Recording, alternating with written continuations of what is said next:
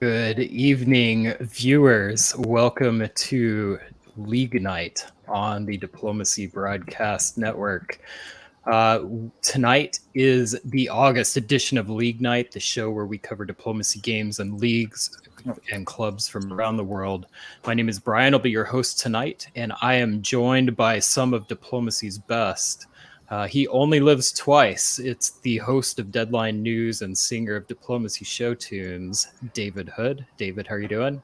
Hey, good evening, Brian, and welcome, Diplomacy folks.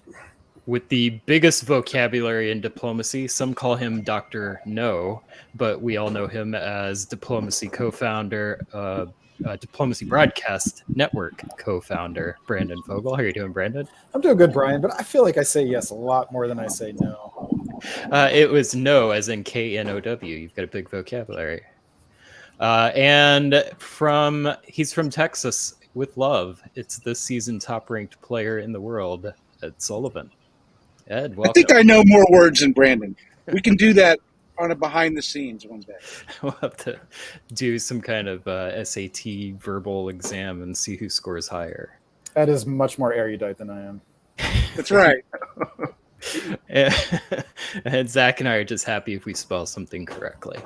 If you enjoy watching videos about diplomacy, make sure you subscribe to the DBN channel. Click on the alarm button to be notified when we go on air. DBN team is hard at work creating new content. David Hood recently released the latest edition of Deadline News, discussing the diplomacy tournament experience and diplomacy's latest game format, Blitz Diplomacy.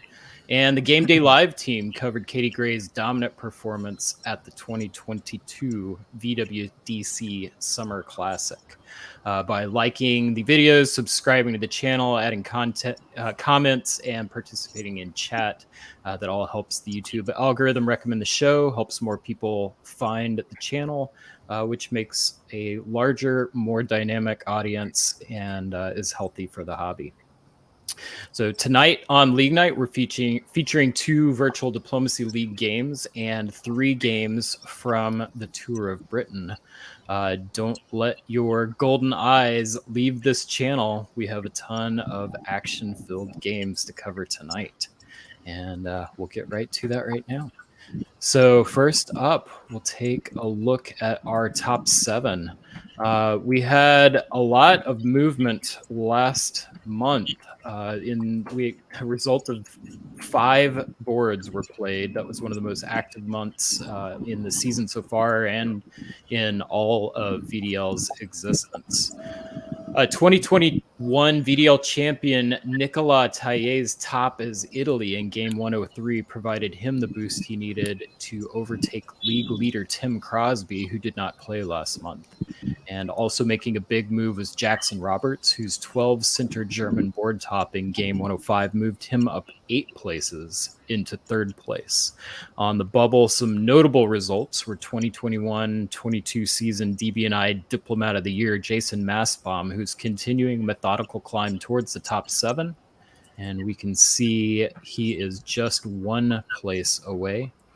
And we have another big mover, Karthik Konath, who missed the final board of the 2021-22 DBNI Championship game by only 0.8 of a point, moved up a whopping 37 places into 9th place.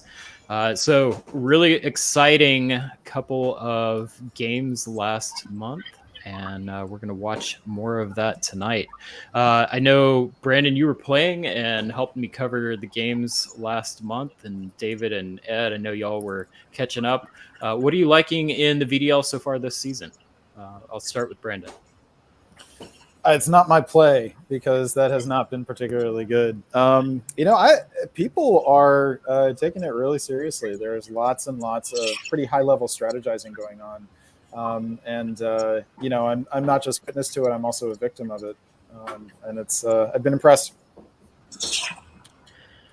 Ed, what about you? You're sitting in number 1 in the DBNI, thanks to the strength of your performance in the Nexus online or extended deadline format. You've got experience playing across multiple formats. What is your impression of VDL this season? It is new blood. I like that. I mean, if you look at this is I think becoming a good feature of the VDL. This is the 3rd season, and each time we've had a relatively new top 7. I think the only person in this year's top 7 that made the top board last time was Nicola Taillet. And of course, I'm totally heartbroken that Brandon can't seem to crack the top 14. I don't know, top 50. I'm sure today's your day. But it's great to see the new names. I really like to see the ascendancy of Christian Brown. I hate playing with Christian, but I like to see it. I like to see that he's doing well. It's good for the hobby. He likes the game. And VDL is a fun place to go play. I would recommend it. And it's not just the strength of extended deadline. I'm a multi-tool player. Come on, Brian, you know that. That's why I went to you for this question. You've got experience in lots of formats. David, what's your take? I will agree with Ed Sullivan's use of the word tool in describing his play. I will agree that he is a tool. I will also agree that Brandon's victimhood is something that the rest of us are enjoying. But to move to a more serious point, what I'm also enjoying is the fact that there have been some times in past seasons of VDL where the same things were being done on the board over and over again. Certain alliances, certain concepts of taking the game to a large 3-way sort of tie or close to a tie.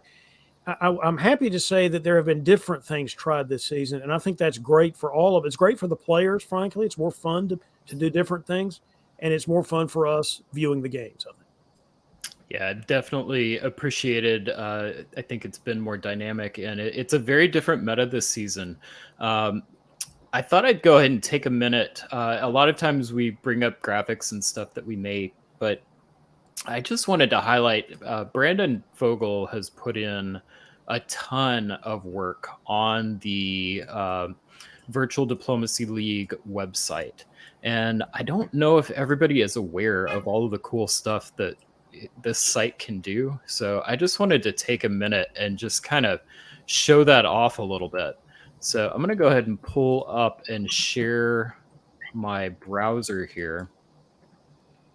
Oh my God, this might be a corporate training video.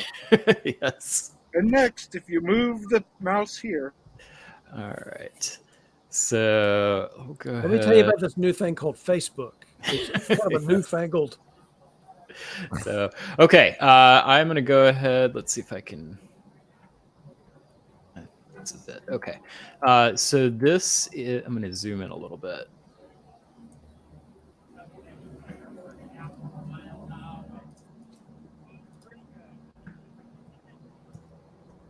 Okay, so I just want to spend a couple minutes and just go through some of these features. So diplobn.com/VDL, there's similar features for the invitational for the DBNI if you're interested. But you can scroll down. You've got the standings. These have been here for quite a while. But what I want to highlight is statistics. So we were just talking about all of the different changes in what we've seen this season, and one of the things that really struck me this time is Germany. We've had pretty poor performance in the 2021 season for Germany. It was actually worse than Turkey, and Turkey was pretty abysmal. Russia kind of overperformed. But if you look at how it's performed this season, and this is filtered to Virtual Diplomacy League games only, you can see that it's actually tied for tops for first place with England. And if you look at the average of points, it's averaging pretty high. It looks like top 3 points for that. So I think it's really cool. You can see this. You can see like the average results and all of that. But then if you click into the games, here you've got a list of every single game that has been played for that particular series. So if you click on Go to VDL Series, you can see all of 2020 compared to 2021, 2022, and then click on Games. And then from here, you can click on the games, and it'll actually take you in to where you can view the orders of that game. So really powerful if you want to dig in really deep, see who performed well. This is what I use for a lot of the show research to help get ready. And then you can also click on each individual player. So we can see Nicola, and I can see all the games that Nicola has ever played at a DBNI event. So here we've got the VWDC games that Nicola played, and then if I want to see the performance of the most recent VDL game, I can dig in and see that. And you can see at a glance how often Nicola Taille finishes in first place. Yeah, absolutely. If you just look, he's got it overall for all games, 41% top share. And then if we go back and we look at his top share for this season in VDL, 75%. He's killing it. Wild. He's killing it and all the other players. Yeah. Does it explain how many times that's because he's adjacent to Wardy? You could probably figure that out if you put in some work. Actually, you can see that really easily on the website by putting Wardy's name right up there in the Add Player bin. And then you got to click Load Games, and then just scroll down to the bottom, and that'll show you the. So these are all the games that they played together. Oh yeah, the VDL 2022 games. Yep. Yeah, that's pretty awesome. So I've found this to be a really useful tool. I wanted to pass that along. Brandon continues to put in work. Brandon, you've got some stuff that's coming up soon that is not quite ready to tease, but I've seen some previews of it. It's pretty awesome. I cannot wait. We can tease a little bit, right? Sure. We've been hard at work developing our own map, a DBN map that we're going to introduce. And yes, you'll actually be able to view orders on the DBN website in the new map. And we were hoping to debut it tonight, but technical issues got in the way, and we'll have it ready, hopefully for Mood. Yeah, it's pretty awesome. Loving the interface. The UX for the orders is fantastic. I think it's going to make it really easy for the audience to watch and understand what's going on, but probably just as importantly for me is that I can understand and the analyst can understand quickly by looking at it. So I'm excited about that. And then just to be able to have loaded in the browser all of the orders from all of the games, it's so nice. So just shout out to Brandon. He's put in a ton of work behind the scenes, and I just want to give him some credit for that and also kind of show off some of the features. Hopefully they'll be useful for you in addition to all of us using it to get ready for the show.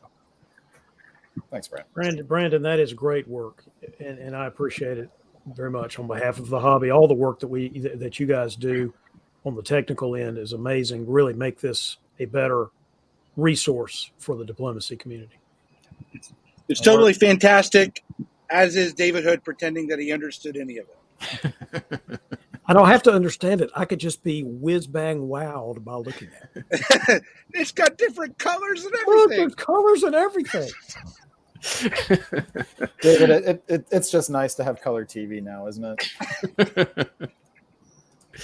All right. So with that, let's go ahead and move this show back on. Let's take a look at some of the events that are coming up. We've got several that we can get involved with. First, I just want to speak about the leagues. So on screen right now, you can see we have the Nexus Press League. Their next wave of games will be on August 29th. Really fun, low stress way to play with some quality players. If you're just looking, hey, I just want some good extended deadline games that people tend to put their orders in and participate. It's not just gunboat. And you've got some fantastic players on there, but it doesn't have the stress of like a tournament. This is a great way to kind of make an interim step or just kind of dust off your skills and get rid of some rust. It's a great place to play. French Diplomacy League is a French language league. Their next game is played virtually on September 4th. Tour of Britain, which is our feature league tonight, will be covering rounds 3 and 4 tonight of Tour of Britain. Round 5 and 6 is going to be played on September 10th and 11th. Previously, those were on 2 separate weekends, and they've been consolidated into one weekend in order to not conflict with an upcoming tournament, which we'll talk about in a little bit. And then the next game of the Virtual Diplomacy League is scheduled for September 17th. And that will also be our next edition of League Night. So stay tuned for that. Participate in the games, and we'll look forward to seeing you there. And on the tournament side, we've got European DipCon at the Swiss Diplomacy Championship, and that is a face-to-face event in Switzerland, September 8th through 11th. SpireCon is in Chesterfield, that is kind of in the middle of England, a couple hours north of London, and that is a new con. This will be a first-time event, September 23rd through 25th, and that is why Tour of Britain consolidated their weekends. Weaselmoot is also the 23rd through the 25th. This is, I'm from Chicago. This is Chicago's tournament, and Brandon Fogel is the assistant TD for that. Sabi Ahuja is the tournament director. We really encourage you. It's going to be a great event. I'm super excited for this event. I hope to see you there. Liberty Cup is recently announced. This is in Philadelphia, October 7th through 9th. And the big one, World Diplomacy Championship at Carnage. If you can only go to one face-to-face tournament of the year, this is the one it should be, November 3rd through 6th. A very big portion of the diplomacy hobby will be gathered together for this event at Carnage. It'll be a great place to get in some good games and some socialization. Dave Maliksky does a really good job of making this a welcoming place for new players. It's a really good first tournament to go to. Highly recommend it. And then the Virtual Diplomacy Championship is the virtual formats championship game. That's traditionally held in December, usually a couple of weeks before Christmas, usually right around the time that college break in the United States is starting. I don't have the exact dates, but keep your ear to the ground for that. And Cascadia, I don't believe has been officially announced, but that traditionally is held in January of 23. So that's in the Cascadia Pacific Northwest in Canada. So if that's happening, we'll definitely make a more formal announcement, but put that on your calendars if you're interested. David, Brandon, I'm reading the screens, and I've got Ed Sullivan's description on my screen says Zachary Moore, and Brandon just changed his to more Zachary Moore. So just if I'm reading what I'm seeing and I say Zach, we've got lots of Zach. I would also change mine if I knew how. So all of our Zachs and David, do we have any other events that I missed? What's that? I don't think so. It's wonderful that we have all those events coming up and the different formats. I mean, virtual, extended deadline, and face-to-face. Look at all these chances we've got to play. It's outstanding.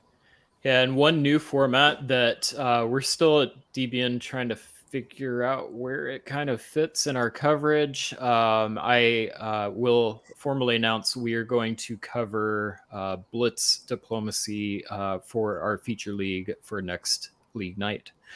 So Blitz Diplomacy is a new format over on WebDip.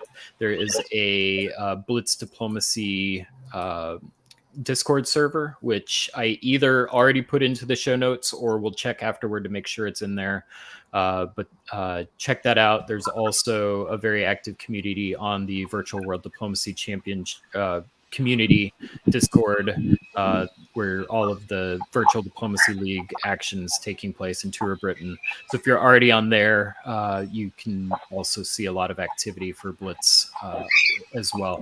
But that's a new format. It's face-to-face, or it is real time. It's like 5-minute games, but there is communication allowed. So it's just really, really fast, short communication, and it's really, really fun. Highly encourage everybody to do it, and they're pretty much trying to get games almost daily. Most of those games finish in under 2 hours, so it's a great way to get in some quick, low-stress games, and I'm excited to check it out. Brandon, I know you've played more than I have. What are some of the pros for this format? On Blitz? Mm-hmm. I just played one game at the tournament they had over the weekend, and it went about as well as my other games so far in the VDL have gone. It's tough because you don't have a lot of time, so strategic flexibility is something that you have to hope for if things aren't going your way. But it's Gunboat is a way to learn the game in a different way. It's a way to get in lots of reps and to learn the board and to learn the tactics a little bit better. And Blitz is a way to do something similar with the added benefit of diplomacy. So you're learning a bit of diplomacy in the same way that that you learn tactics doing Gunboat. It's not the full game. It's not going to be as sophisticated as when people have more time to talk to each other, but it is an element of it. And so it's a great way to get in reps. Yep. All right. If you're going to do Blitz diplomacy coverage, it's got to be done fast. We got to talk as fast as Carthay. All right. To make it fair. We'll do some notes and we'll figure something out. Speaking of going fast, let's take a look at some of the performances from our league leaders in the Virtual Diplomacy League. Let's get to our games. In number 3, we've got Jackson Roberts. Jackson's got a top share of 28%. That's good for 12 out of 67 players that have played at least 4 Virtual Diplomacy game with Virtual Diplomacy League games. He has a centers above average player of 2.2. So on average, he's ending his games 2.2 centers higher than the rest of the field. And his average in 04 is pretty much right at the middle. He's at 27 of 67, basically just under half a center.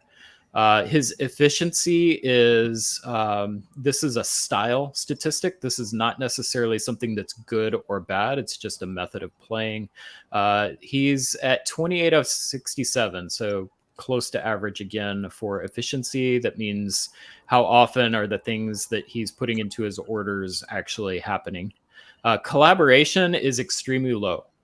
He's got one of the lowest amount of collaboration in all of the Virtual Diplomacy League at 42. I'm shocked. 7. Yes, but when Jackson does collaborate, most of the time he is giving rather than receiving.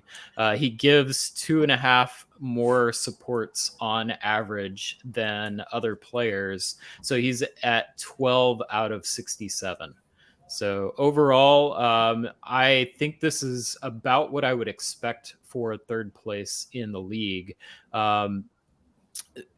I know Ed and Brandon, you've both played with Jackson. Ed, I'll go to you. What stands out to you? How has Jackson managed to make himself in third place in the Virtual Diplomacy League?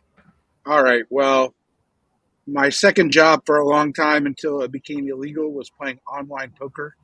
And I would put Jackson, my 3-year-old would come to me and tell mommy, Daddy's working. But Jackson Roberts is what I would call an aggro player, highly aggressive.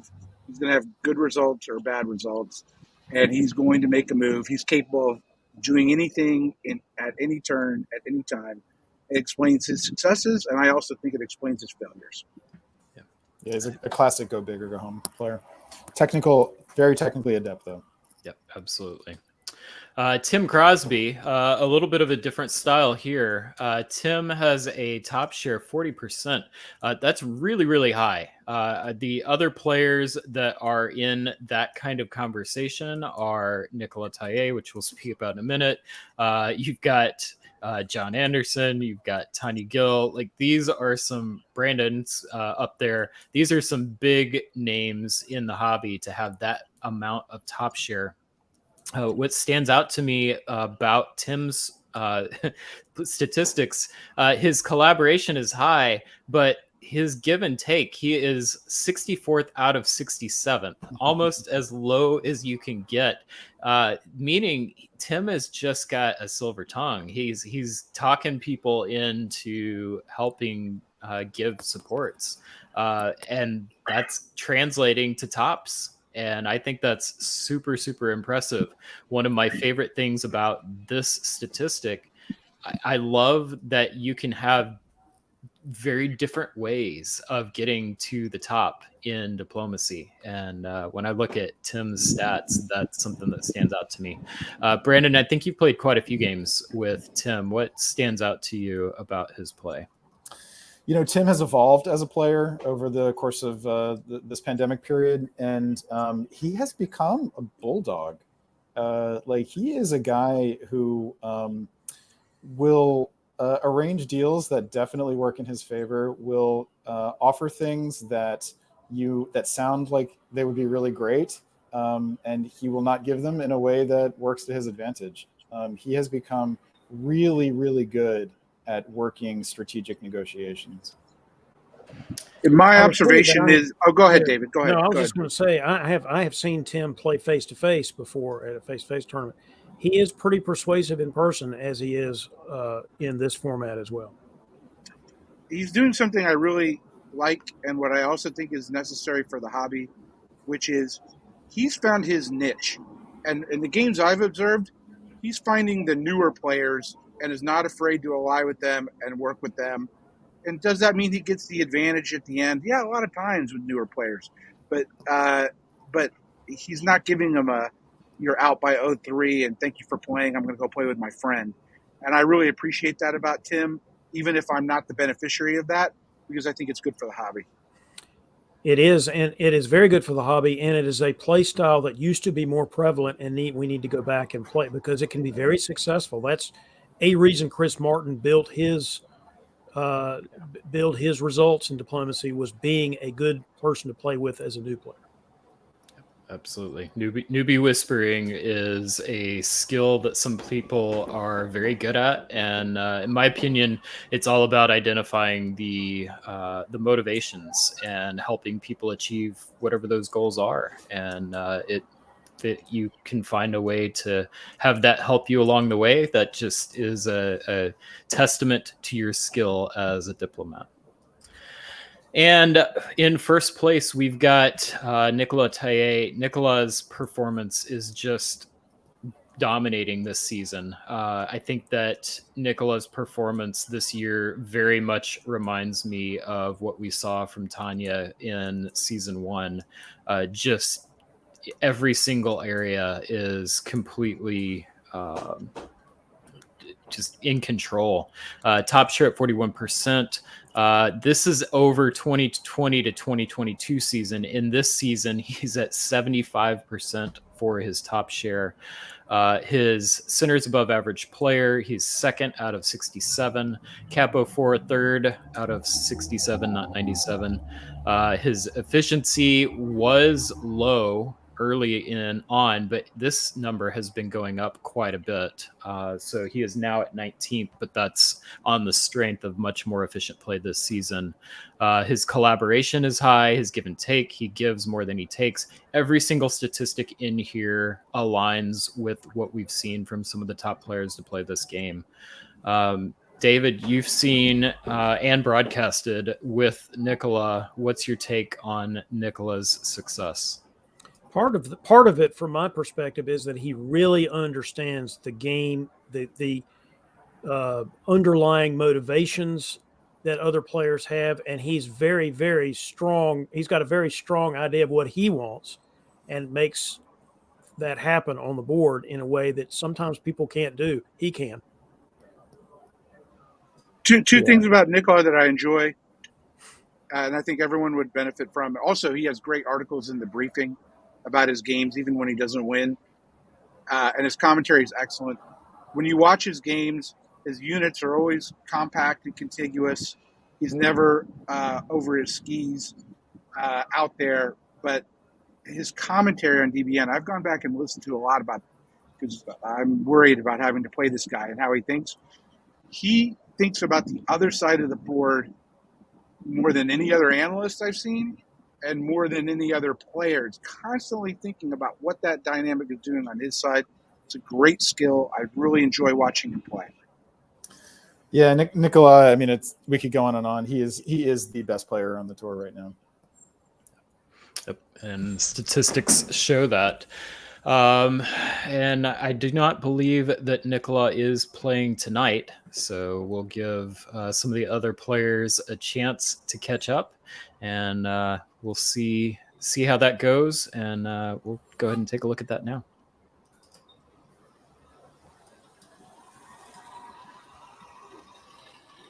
All right, so on screen right now, we have the top 10 for the Virtual Diplomacy League.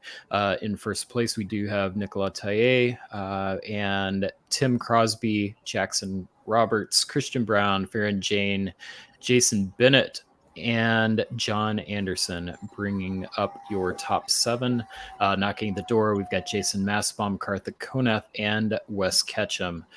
This is one heck of a list of players. Every single one of them, I think, has a very legitimate shot at winning the championship game. And it's only September. We still have, every single year that we've done these, this is really the time where the competition really starts to heat up. And October, November, December, people start swinging for the fences. We're starting to run out of chances, and we've seen somebody from the bottom push their way in. Nicola, last year, he came in late in the season and ended up winning the championship. It is not too late for a newcomer to make their way in. They'll have to have some pretty good success to do it.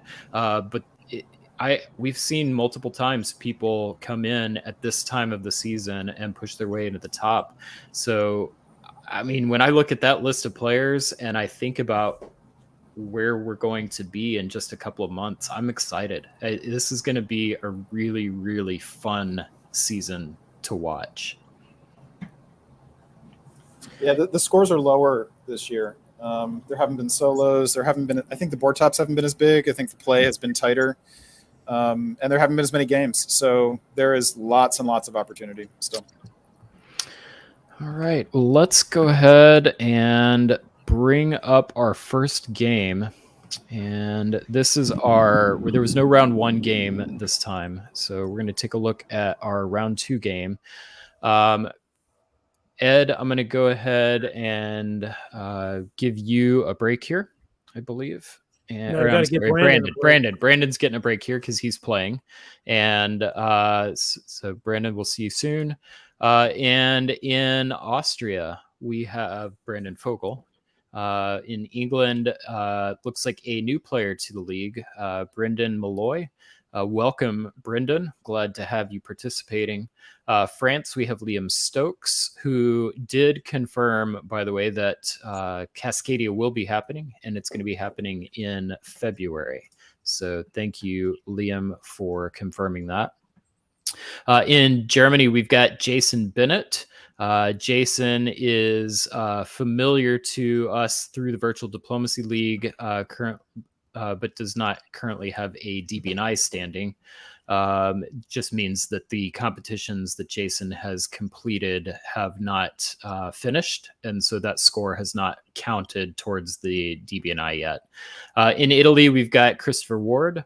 Russia, we have Ben Kelman, longtime Virtual Diplomacy League player. And in Turkey, we've got longtime face-to-face player, Craig Mayer. This is a really fun board. Ed, what are you going to be watching for?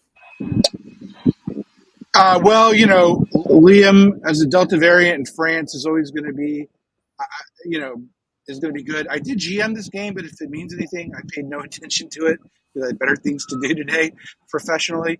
But obviously a lot of really good players.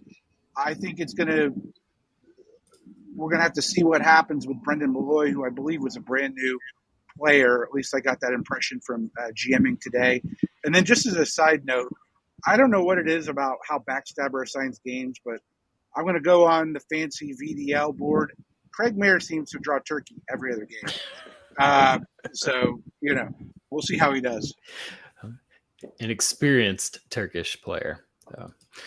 All right, well, let's go ahead and get into our first game of the night. And we'll go ahead and move through this one fairly quickly.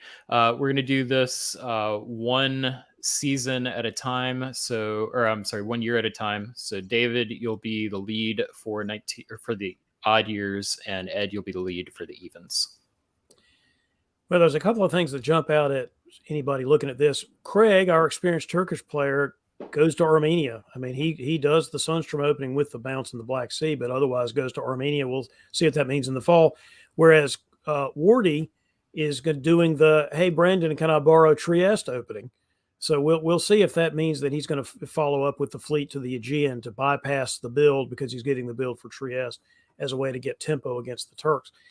In the West, the thing that jumps out at me, frankly, is Marseille de Gascony. That is a very unusual way to do that. It's not unheard of by any means, but it's unusual to not put any pressure towards the line. Really sort of forces you, if you're going to take both centers in Iberia, to take Portugal with the fleet. The fact that nobody's going to Burgundy's got to mean something, and it probably is not good news for Brendan Malloy in England. Yeah, too early to tell, I think, with Liam. But you can slow play France a bit, but I think it's great. I think he'll do fine. I think he'll do just fine. No real commentary. Craig's moved to Armenia is the story. Now it's not. And now he goes to Syria to defend against the possible Persian invasion from the east. So he's got that flank covered pretty well. The Italians do go to the Aegean, as they do. This is a variant of this opening that I've always thought should be played more often, which is putting the Italian army into Budapest. It's better for the Austrians, but it's also better in some ways for the alliance. You're putting the unit on the front line and possibly preventing future instability. But anyway, we'll see how it works out. I like this idea. I think people should try it more often, and I'm glad to see it here. The convoy to Norway and fleet to Barents is obviously as anti-Russian as you can get, and that is fine as long as FG is not working together. I assume that Mounts in Belgium is arranged. We'll see, again, whether Brendan is making the right strategic play here or not. I don't like the move Trieste to Budapest. I understand David's point, which is it's good to see new things and interesting things. But that army now is at the it does give you tempo, but it's at the mercy of Austria. And there's no, but on the other hand, how many times that army stay in Trieste and never leave? So I get that too. Yeah, that's my point. Is at least you're putting it out there where it can do something. And it is true that this is better for Austria, but sometimes this whole giving Trieste to the Italian thing is not good for Austria. So I think it's fair to try some other ideas.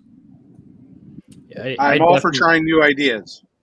I definitely don't love it as Italy, but I agree it's stronger for Austria.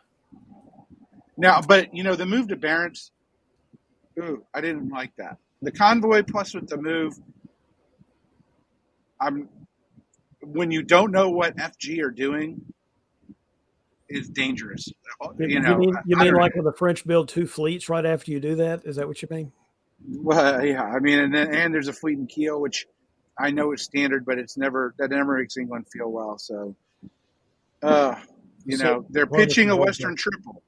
Yeah, that's I'm sure they're pitching a Western triple, but it's not Western triple. Probably not. Not without an army in Berlin. The two Russian, yeah, exactly. The two Russian army build has become the norm, I think, when the Russians have two builds. It's actually not my favorite way to play Russia, but I think it has become the norm. Me neither. As opposed to building a fleet. I love the fleet. I'm actually more of a fleet South Coast. I've done it a ton and I had a lot of success with it, with allying with England a bit and then turning. But the fleet build is preferred in my mind. I'm team two army Russia. I really like the flexibility that this gives you. My opinion is there's two ways that you can play Russia. I mean, I'm sure there's more, but there's two ways I play Russia, and it depends on what's going on the rest of the board. One is I'm just putting my foot to the gas and go, and that's when I want the fleet. But the other one is I'm going to slow play and wait for somebody to move, and then I'm going to fill in the void that they leave behind, and that's where I like the armies. I don't know if this is the board for that, though. I have a question for David. David the historian, David the tactician.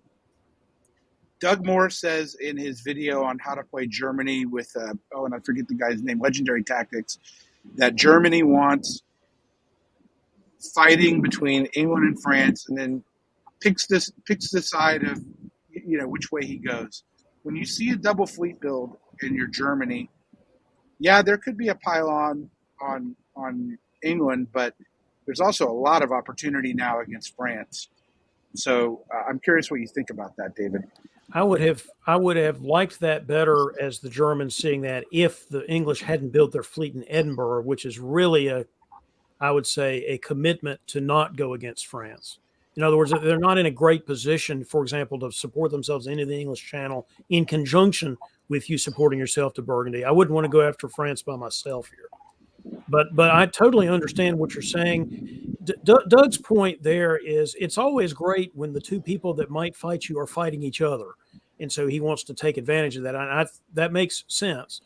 And he sometimes does that and then goes after Russian centers and then comes back later and figures out who he's going to intervene with as between England and France. I would be more tempted to ally with one of them against the other so they can be destroyed, because I like to destroy my enemies, crush them, drive them before you, and hear the lamentations of the wind. Ugh. Oh, I do 1902. Okay, fantastic. Well, this is not good news for England. England continues with the northern attack, while France decides, "Hey, I think I see some English centers that might be there." A range bounce in Burgundy, I'm positive, and then okay, in the east, what do we do with that army in Budapest? We just move it down to Serbia, which is totally fine. I note that if it had been in Trieste, it could have done the exact same thing, but it works. And overall, Russia going to the Black Sea, interesting. We'll see if this is going to be a pile on Craig, or if Craig was in such desperate straits he asked for help. It would be a little stronger pile-on if the Italians had not thought the French were coming and sent his fleet, or sent his units there instead of to the Ionian there. It's a reasonable read, though. I mean, my gut feeling was that Liam was going to be moving against England. They were just so exposed. But everything on the board could have just as easily read Western Triple. I can understand the reaction from Italy. Well, I mean, he's going to take Tunis, right? I mean, and it moved got dislodged from Aegean to Ionian, so I suspect that's part of it. Yeah, it would obviously be a little better if you're trying to take the Turks down if you had fleets right now in the Ionian and the Eastern Med. Is all I was saying.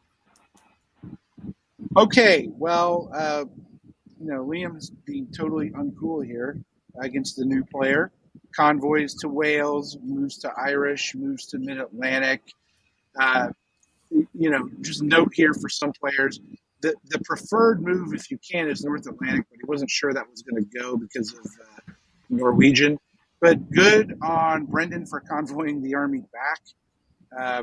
He was going to lose Norway anyways, so getting the army back is the way to go. But loses the North Sea. It's not looking good for England, but maybe it'll turn around. Meanwhile, Craig gets Bulgaria back and supports Italy to Greece. Interesting. Yeah, this might explain what I was commenting on a minute ago about Wardy's moves. If he was always intending to sort of stab Brandon Fogel anyway. I will say just one quick comment about the convoy from Norway, which I agree, that's a great idea. But if you were putting a fleet, if you were sending a fleet back, you'd send it to Clyde. If you're sending an army back, you send it to Edinburgh, which also touches Liverpool, but also covers Edinburgh. In other words, it can accomplish two things. The army can, whereas the fleet could not have done that. If the fleet was moving, you'd put that in Clyde, I think. Fair point. Just a note. I mean, this has to be, I assume, a stab of Brandon by Chris. And the way I play diplomacy, if I'm Austria and this happens, the only honorable response is to attack Italy and enable the Russia and Turkey. You cannot accept this.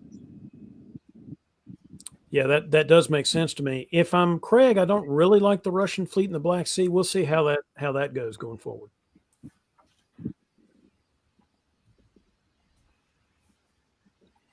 (1903), the Austrians, in fact, take Serbia. The Turks actually take Greece because give it to the Italians and then take it from the Italians. Brendan in England is just in deep doo-doo. And you can see my point. I didn't realize this was going to happen. You can see my point about the Edinburgh thing. If he had been in Edinburgh, he could have ordered to Liverpool. It's just going to slow down the inevitable. But again, sometimes that's all you can do is try to slow down the inevitable. He could have covered both, was my point. Covered both of those. I think I would have preferred the army to be in London and stay in English Channel.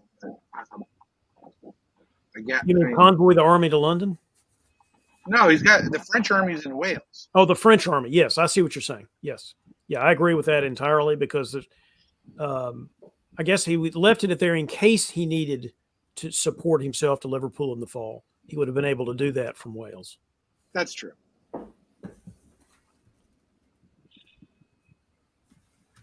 but obviously confident enough to already move Mid-Atlantic back to Spain. True. Didn't think he would need to intervene down there. And in fact, he's down there just to sort of keep his eye on Wardy. I will say, if you're the French, though, and you're going and taking that stuff out, you have committed that your theater of operation is the North Sea area. And I think you go ahead and send that fleet up there, because you're going to either need to deal with the Germans next or deal with the Russians next, or both. And so it's probably not true that you can afford to send that fleet down to Spain to hang out, but we'll see. All right, fall turn. What do we got? We got Craig saying, I'm going to trust but verify in Ankara with the situation there. East is otherwise sort of locked up. The Italians have been stymied. Germany intervened. We didn't say this, but Germany intervened already to Tyrolia, which is the mark of somebody who's looking ahead, is to try to intervene in the other scenario in some way that helps you. And he thinks that holding Brandon firm helps, which he might be right if he's worried about the Russians first off. Germans take Edinburgh. England is gone. Wow, that's so unfortunate, but sometimes it happens when you get jumped on by all three of your neighbors. And that's what happened here, because Norway cuts that support of Norwegian.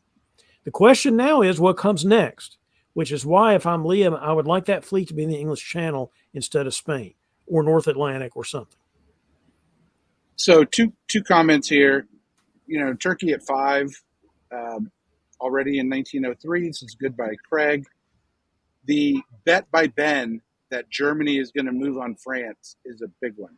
I don't know if it'll pay off or not, but that's his bet. Liam's confident also in that bet that the next target is Russia. So we will see who is correct on that. And see, go ahead. I was going to say, I'm sorry, Ed. I was just going to say, and if you're thinking the next target is Russia, wouldn't you love to have a fleet yourself to go participate in that, like in North Atlantic, and then go around? The other point, Brandon is confirming he thought it was a Western Triple. It's trust but verify, my friend. Go back and Google that one, but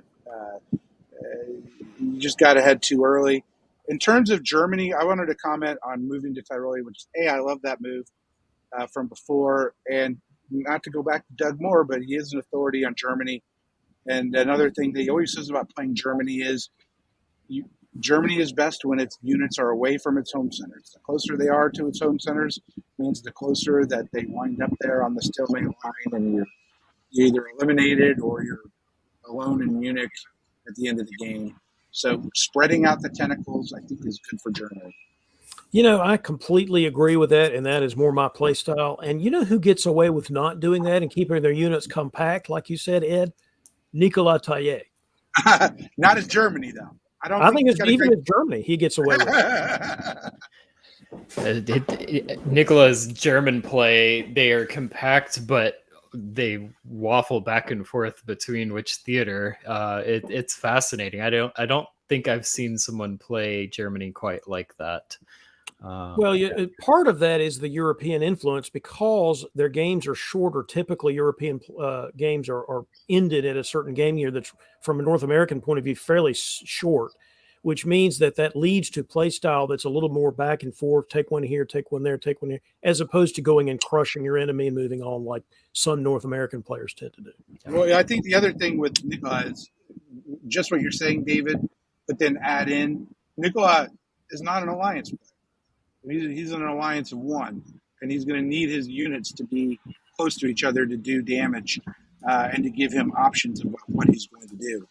Yeah. All right. So this, to me, is an interesting turn for adjustments. What is Germany building? Any predictions? I think they have to build an army. I'd build an army in Berlin. I just don't think he builds fleet. I don't think you don't, but when the French are getting 2 builds, you can't. If the French were getting no builds right now, I'd be very tempted to build the fleet and try to work with the Russians and attack the French, because that's what I would have been tempted to do. I think an interesting question in the East is, what did the Turks do with their build? Or do they think they're going to go ahead and build their 3rd fleet, or are they concerned about the fact that the Russians are in the Black Sea and might be getting a little bit of an upper hand in the alliance. That's the sort of thing that bothers some people and not others. We'll see what Craig thinks. Fleet Con. You better build a Fleet Con. That would be my guess. Nope, that's a commitment. I mean, I think Craig has to hope now that Germany and France are going to put pressure on the north of Russia. Yes.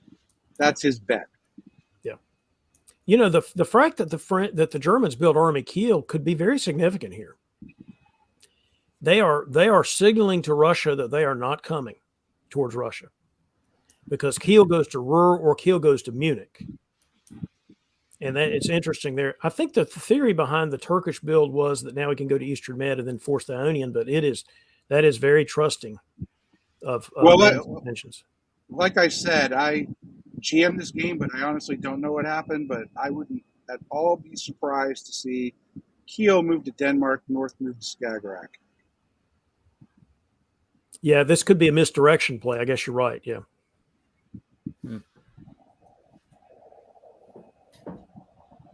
Instead, he's going to Ruhr. So this is I'm going to see if I can catch the French unawares thing. I think that's what this is. Yeah, I mean, although if that's true, why would you convoy back to Denmark? That actually doesn't make sense now that I think about it.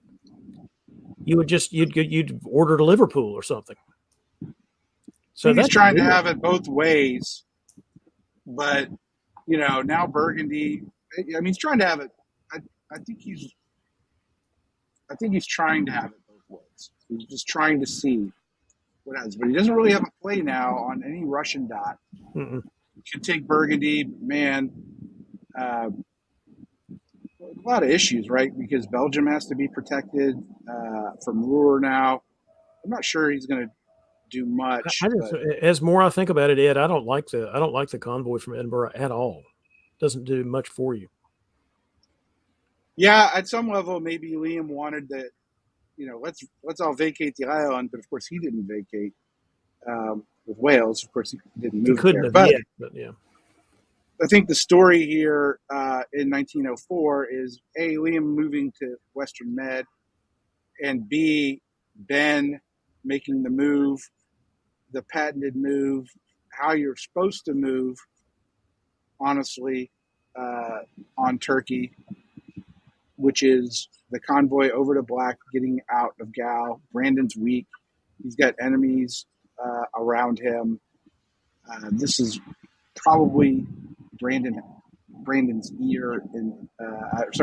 voice in Ben's ear, but it's not a bad voice. And Ben's going to pick up one for sure. Yeah, Ben was not going to make immediate progress against Austria, particularly with the German in Tyrolia saying, "I'm here to defend Brandon." So that there's a good argument for Ben's play here, which is why we were concerned for Craig, honestly. We were talking about the build. Right. Now Craig has to scramble. This is not where you want to be in as Turkey. I mean, the Black is bad enough. But now we've got a disband coming. We've got Ankara. We've got an army there. That's really bad news for Craig. Meanwhile, I do sort of like Ben's move to Silesia there to put a little pressure. Now we get the delayed move to Skagerrak and North, which I think should have happened in the spring. And Germany now moving to Bohemia. So it was all a feint. Clearly, Liam trusted enough of Jason. Jason, though, he is an alliance player, but he's crafty. He's not as crafty as Liam, or maybe as overtly crafty as Liam. But I like that Germany is important. So it's a strong FG, and we have now good defined theaters of operation.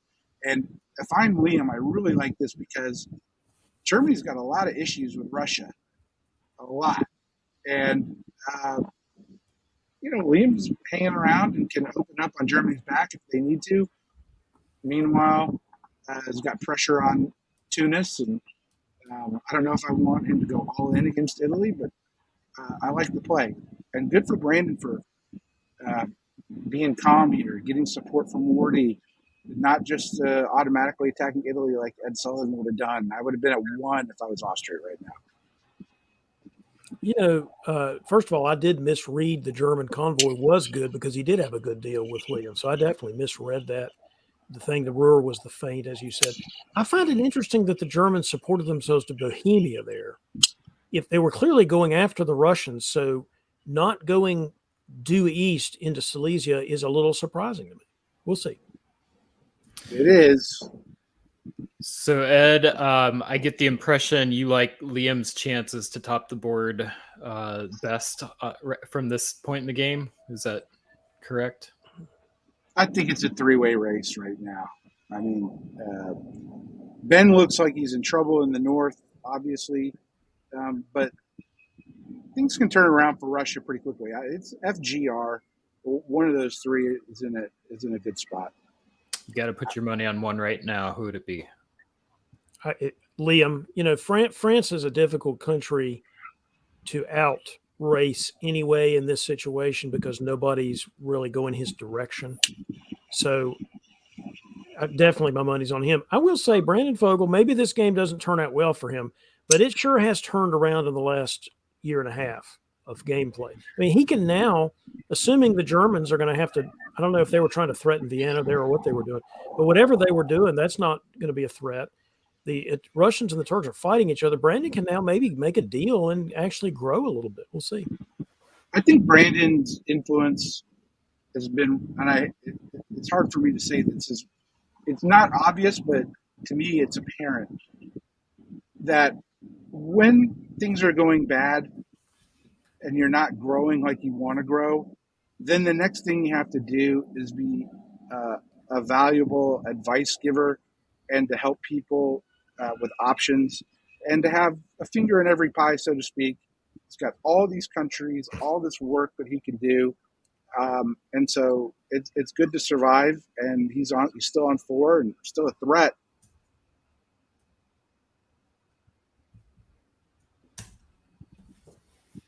Army Moscow and then goes to Livonia for the Russians. I was just looking at his build thinking, oh, I guess he's going to go to Finland and St. Pete and try to jam the thing up, but that's not what he was doing with his build.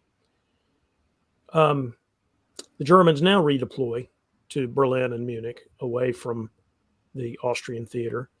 And, Brandon going to Galicia, it's a little unclear what that means. It's probably to help the Russians contain the Germans, but we'll see because he's also tried to take a shot at Bulgaria. In the Italian-French war that usually happens here,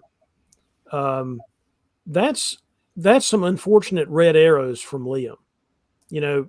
Took a guess that the Italians maybe were going to try to block him in Lyon, but he's been slowed here. So I think the move to Galicia is just to set up a move to help to get into Bohemia and put pressure on Germany, and that's probably the only way that he could figure out to do it. I think it's a total misread on Liam. I mean, first of all, he's supporting Venice while moving to Tyrrhenian. I understand. I mean, he could have moved to Tuscany if the army in Burgundy was going to. I mean, if army in Picardy was going to Burgundy, Brest going to Gascony, he could afford Italy going to Piedmont if he was worried about that. I think it's going to slow you down. It's really hard for France to knock off Italy with 3 fleets. I mean, it can be done, but so I think he's going to be slowed a little bit. We'll see how it goes. So you think he's not really trying to attack the Italians full bore? He's just sort of hanging out. Well, I don't think he wanted Brandon to get Venice. I think that was the concern. I think he'd rather have Wardy in Venice than Brandon. But now that Brandon has sort of made this other move, I think we'll see a full-on Italian attack. Like going to Tuscany. There we go. Yeah. Hello. But there's another thing, David. What? Look at Belgium. Yes, I was just getting ready to say. Now, that might just be because they want to kill the army and rebuild it, or maybe just I'm not sure what that means. It's Liam. It's Liam, so who knows what that means? It's a trade for Norway. Could be. You're going up 2. I'm not building anywhere. I'm holding the south down. I'll just put a fleet in there. That's probably what it is. Meanwhile, I'll just put a fleet in there is not actually what I want to hear as the Germans. What are you doing with a fleet in Belgium? That fleet needs to be out in the waters going to the Mediterranean, not touching the North Sea, by gosh. We didn't talk about the fact that Russia had made some, took Bulgaria as a partial recompense for losing the North. And Austria got into Bohemia, as I thought might happen. Yeah. So it's a Russian build has got to be, or disband has to be difficult for Ben here. What's the right call? I'll probably taking out Prussia. That's what I was going to say. Prussia. Definitely not Norwegian. That actually gives him a chance to do something because he's got to rearrange the diplomatic situation. And so that fleet might help him do that. The other use for it could be as a backdoor raider. We'll see. I think the French build is exceedingly difficult. I don't know what I would build. Army Marseille? No, not another army. I don't know. That's a good point. It's a very good point. I'd probably build an army. I don't care where, but man, I'd be tempted to build a fleet too. But that's really vulnerable. I agree with that. Army Marseille would be the most immediate thing that would help him immediately. So could support himself to Piedmont even. But do you really need another army when you got the other two sitting there? I guess the other two are defensive. And it is a very interesting question. Does the fleet? Showing a lot of trust to Germany right now, but he's every reason to trust Germany with now. Livonia was the other thing I might have disbanded, so that's not unreasonable. But eventually, Ben's got to worry about defending St. Petersburg, which is why I would have probably picked Prussia. But with all those units abutting the eastern front of Germany, I think it was a safe build on the fleet, but you are really committed, as Liam. And London is looking mighty juicy. Yeah, that fleet in Belgium, if I'm Germany, is a irritant. Oh, I'm back on the even. I'm sorry. As we look here, well, nothing really happens in the northwest part of the board. Nothing really happens in the southern part of the board, except Wardy got back into Venice. That may be unwanted support. It's hard to know if that's what was happening. The Austrian taking Russian help into Greece while Craig gets Khan, but overall it's not looking good for Craig. Just on the dynamics now. Craig is all but gone. And the move to Finland is not good for Ben. He's going to have to cut Norway now. It'll be interesting to see the play that occurs on St. Pete, and what the choice is going to be made for Ben. Hold St. Pete and hold Norway seems interesting to me. I'm not sure. Maybe they just couldn't come up with something better to do. But as I've said many times on this network, there's almost always something better to do than holding. I don't know, but my guess is Ben is really trying to convince Germany to move on France. He's trying to give him space to do that, saying it's now or never. Liam's open. What are you thinking? But it didn't work out that way. You know what? One thing I don't like that Wardy did was Ionian to Naples. I'm not even totally sure why you would do that. You've basically now lost Tunis. I'm not really, in other words, there's no guest to keep it now. I'm not really sure what he was worried about there. He was going to Rome, so the French were not going to be in Rome. So it's just, I find that an interesting move that is probably going to mean he loses Tunis. Yeah, maybe he hopes Turkey retreats there. Supports him. Perhaps. Although, I don't Actually, know that's why. a very good point. Maybe that's exactly what he's hoping.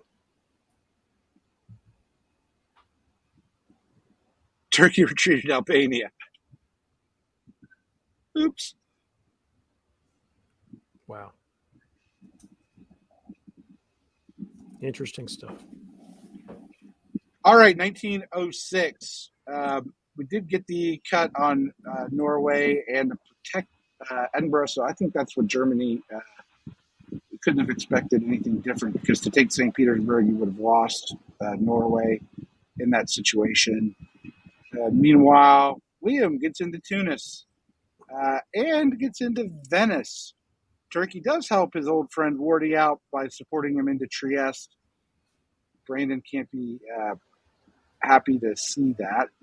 And for all the talk about what happened in the East, I still think Craig's just down one and not down two. Yeah, he's still going to have two centers.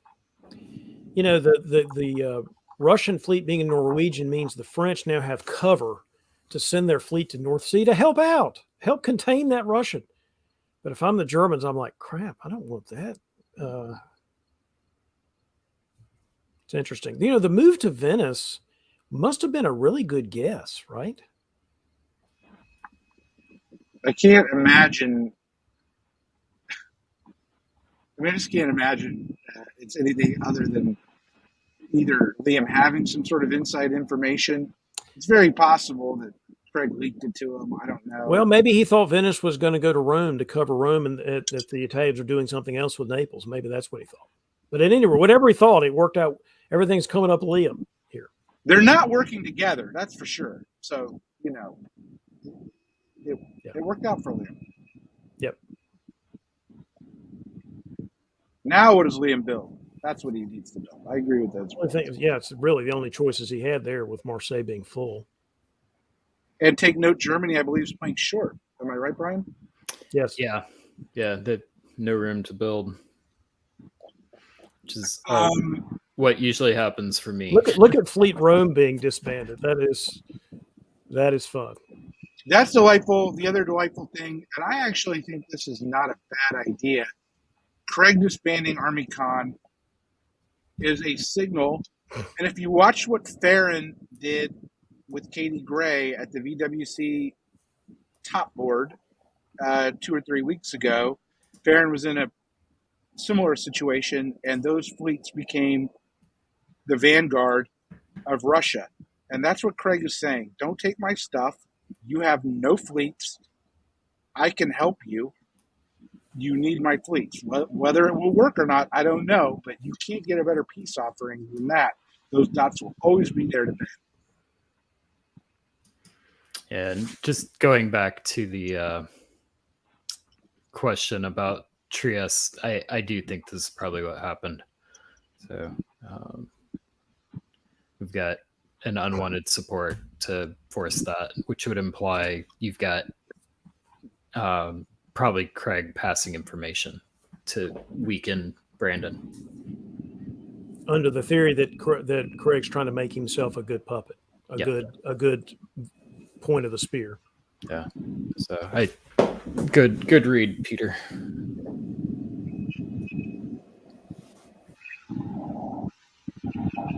You, David. Yeah, Albania to Trieste is what I was looking at, because that's certainly interesting. And maybe this is all part of the deal. The Turks are trying to keep alive and keeping their fleets useful. Although Aegean hitting Greece isn't very useful. To me, it looks like Craig offered a deal and Ben didn't take it. That's exactly what it is. Yeah.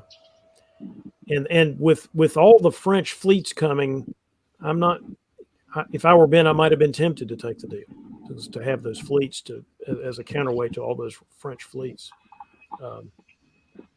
In the north, we have North Sea going to Norwegian there, trying to clear out the trash in the Norwegian.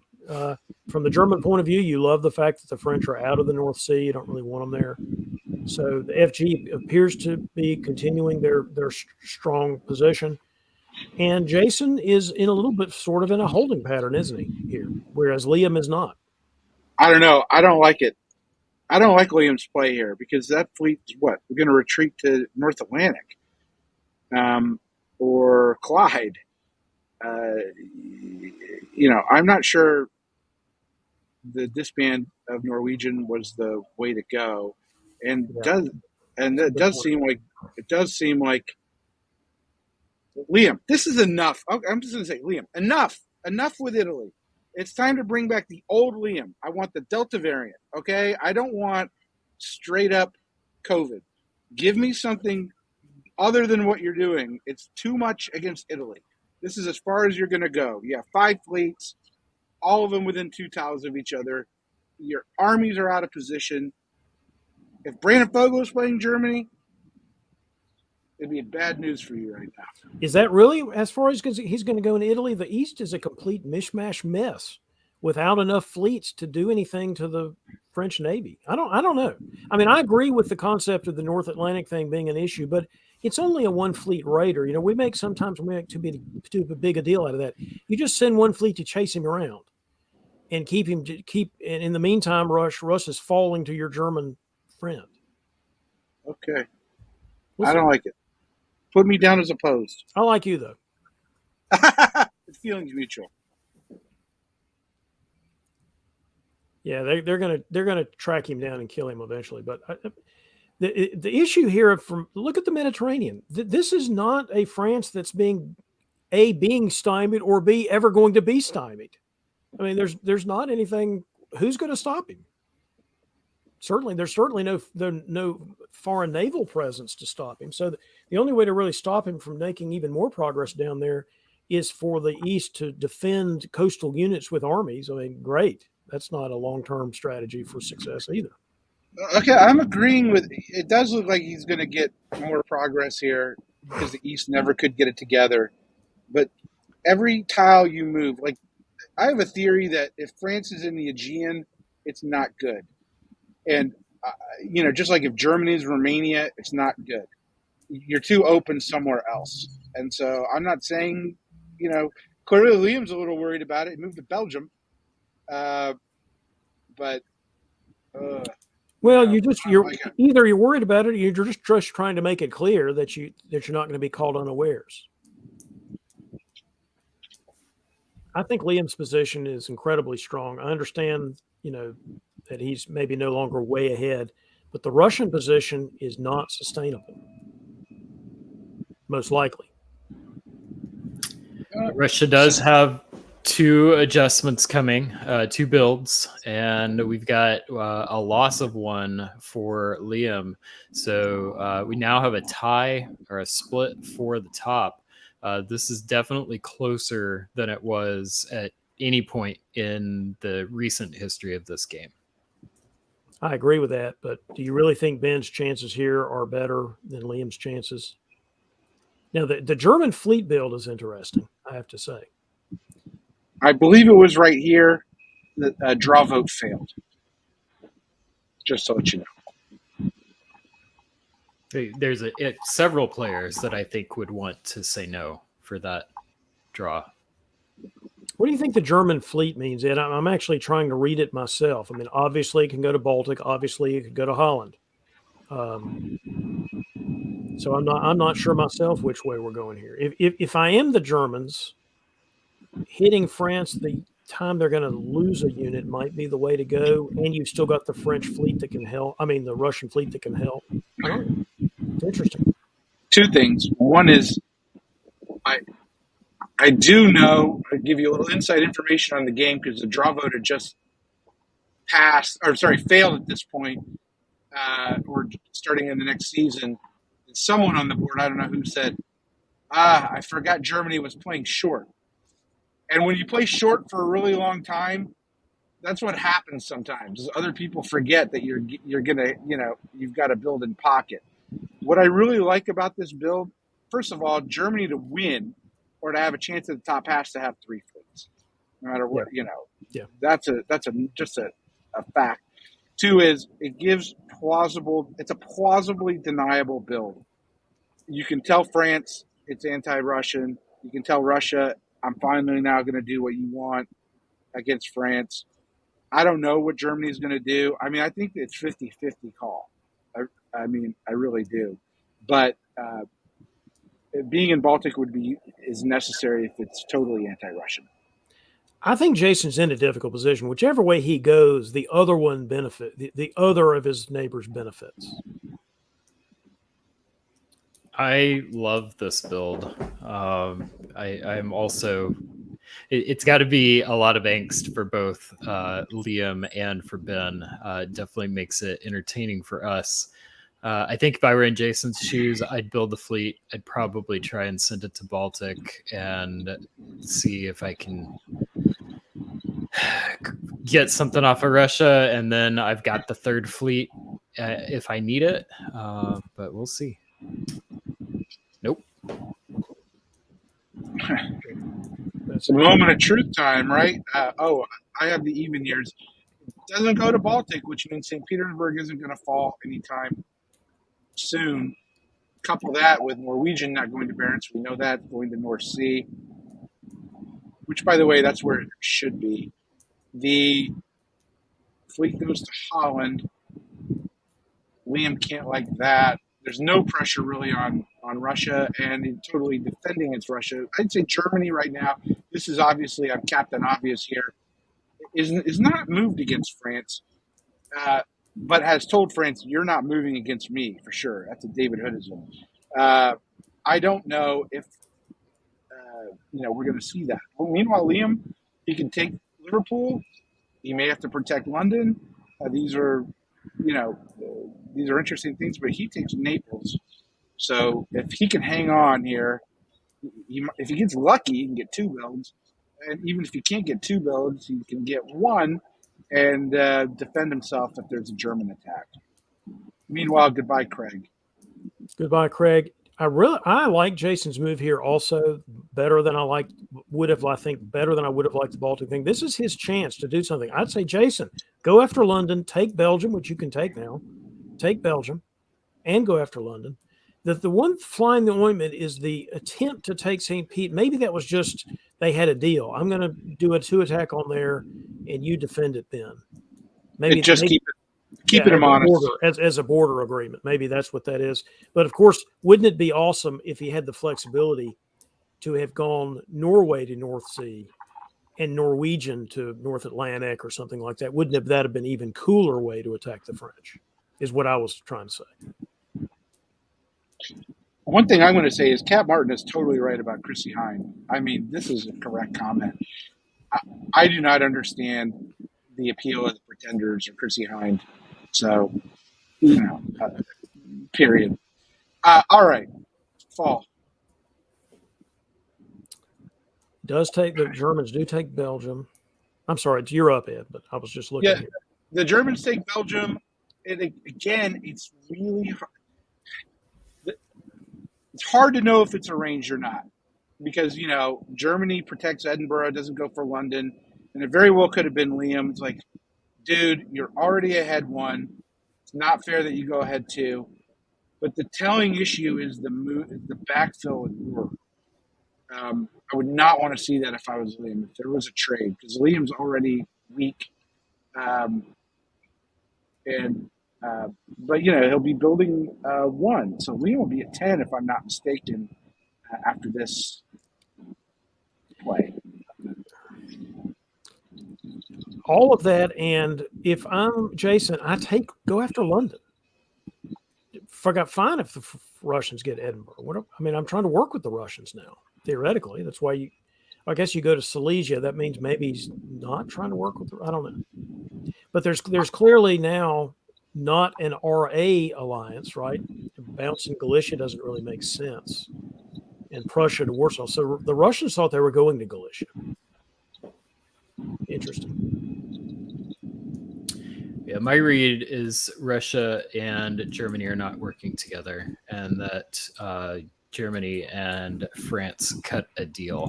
But I love the ambiguity on this at this point in the game. This so often last year in particular, by 1908, it was very clear. You had very set static alliances that were locked in for years at this point. It's really, really fun to have us all sitting here questioning, well, it could be, which again has got to be very stressful for the players on the board, but it creates for much more dynamic and fun games, in my opinion, to both watch and play. If I am the Germans and I'm trying to hit the French and actually hit them for real, I think I would have put the fleet in Belgium as a way to get around the horn a little bit, because now the fleet in Holland is a little bit back behind the situation. Having the fleet in Belgium would have allowed you to put some pressure on the English Channel there. So that might be a tell also. I mean, I agree that going to Ruhr is some kind of tell. It's either that or it's a misdirection play.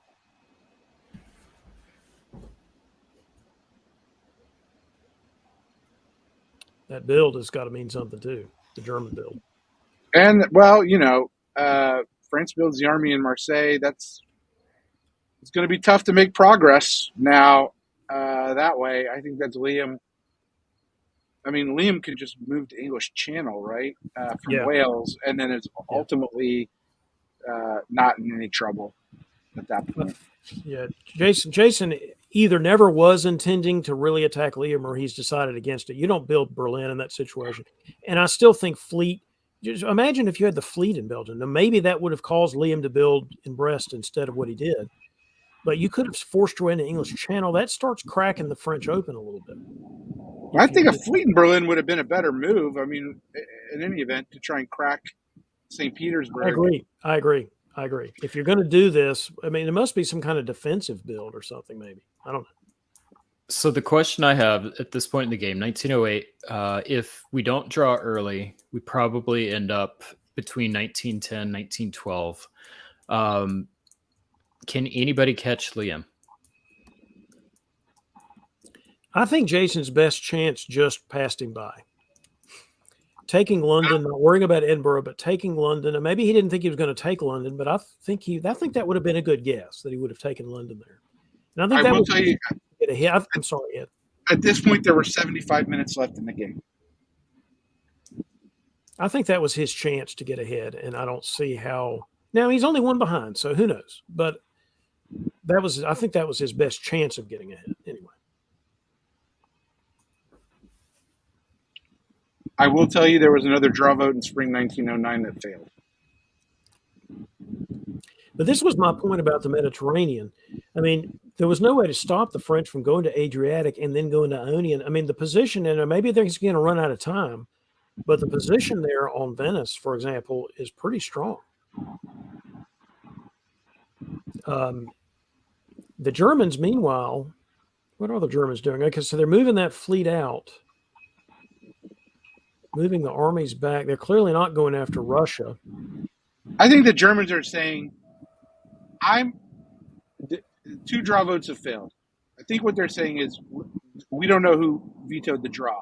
But Germany, if Germany didn't veto the draw, right, Germany might be thinking, I'm going to make sure Liam doesn't pick up any on me, and I'm going to make sure that I'm defended. That this is the explanation of these moves. Yeah, and of course he can take Edinburgh back now, which is, I assume, what Jason's going to do. Also, Aegean to Eastern Med.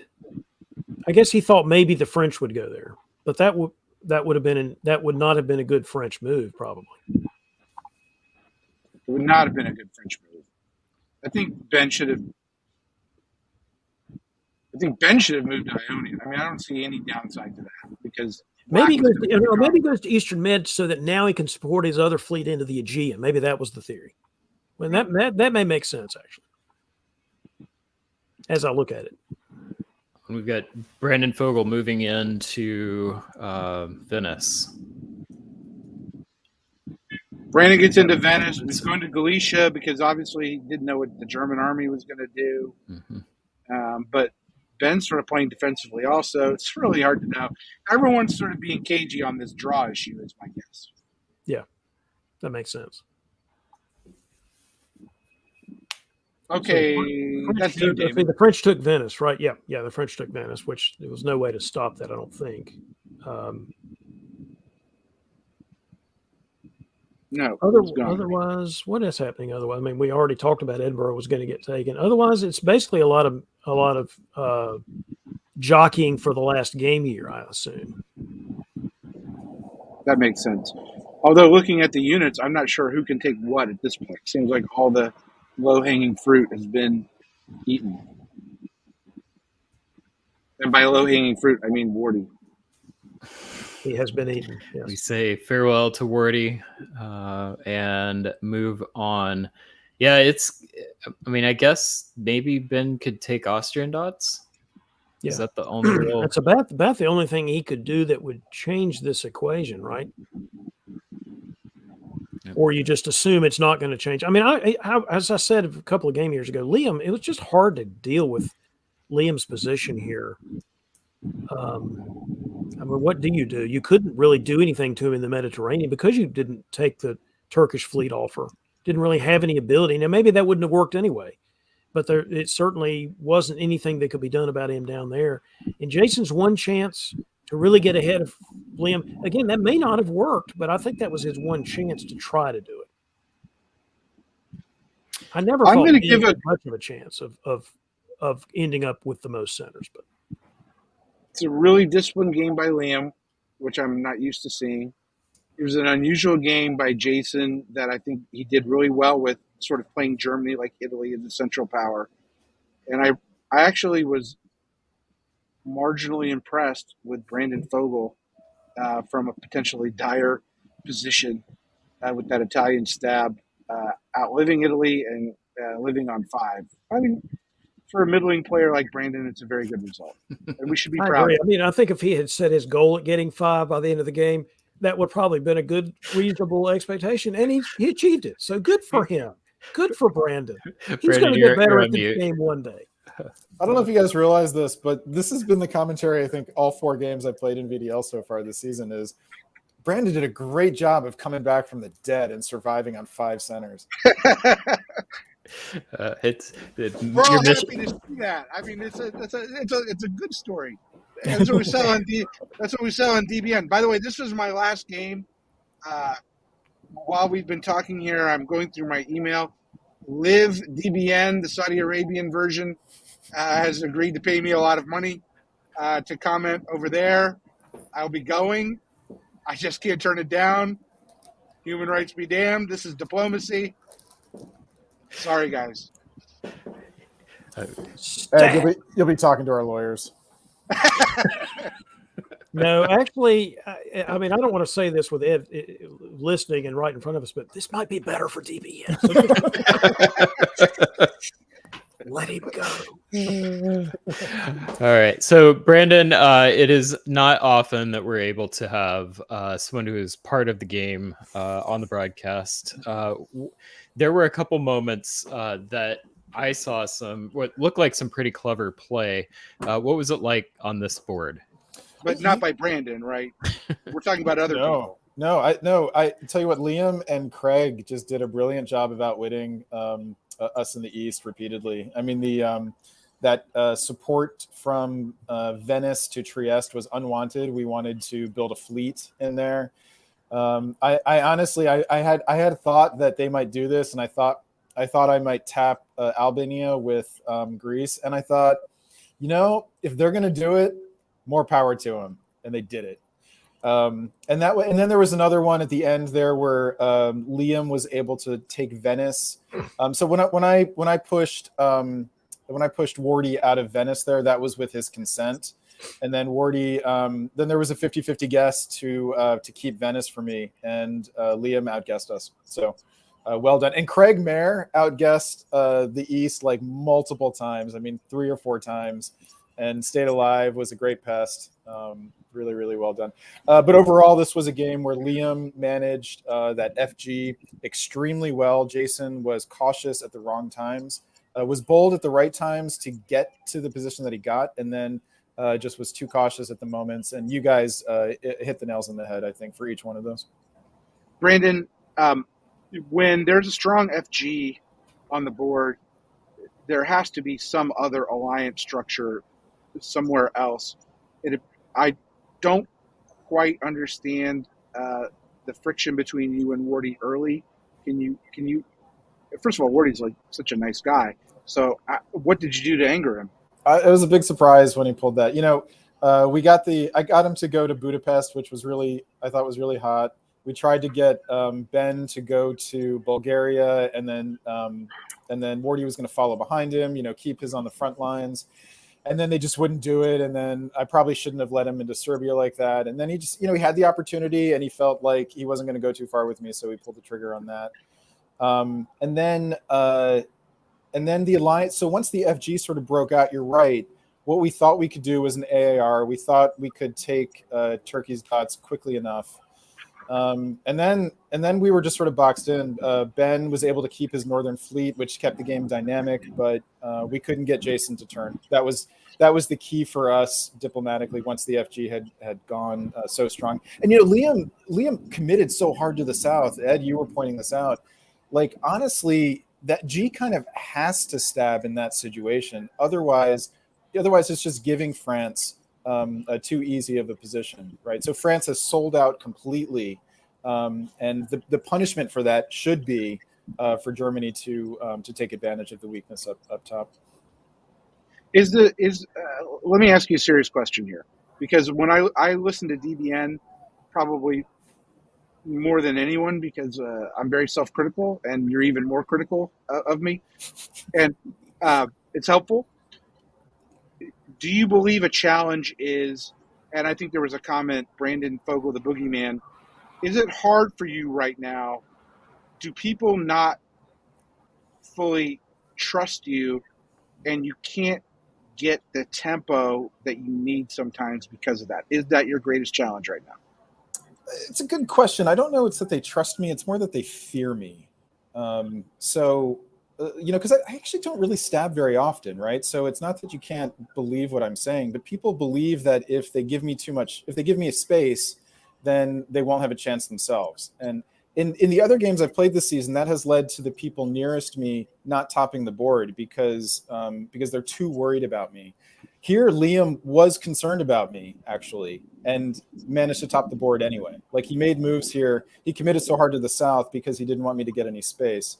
And it worked out for him. I haven't figured out how to handle that yet. But hopefully I will. I don't know. I hope not. Thanks, man. All right. Well, I am really pushing for you, Brandon. Like I said, one of these days you're going to turn the corner and really become the diplomacy player that I want you to be. One of these. When you get 6 dots, it's a lot of fun, Brandon. When I hear, David, that you're pushing for me, what I envision is being on the edge of a very tall precipice. Yep. It doesn't need to be that tall. It's a good visual. All right. Well, it is time now for us to switch away from the Virtual Diplomacy League. We will be revisiting that shortly. But now we're going to go ahead and take a look at our feature league tonight, which is the Tour of Britain. We have 3 games that we're going to go through. We're going to try and move through those fairly quickly. And I'm really excited. Last year, Tour of Britain was a really fun league to watch. We've seen some good games so far. So we'll take a look at those now.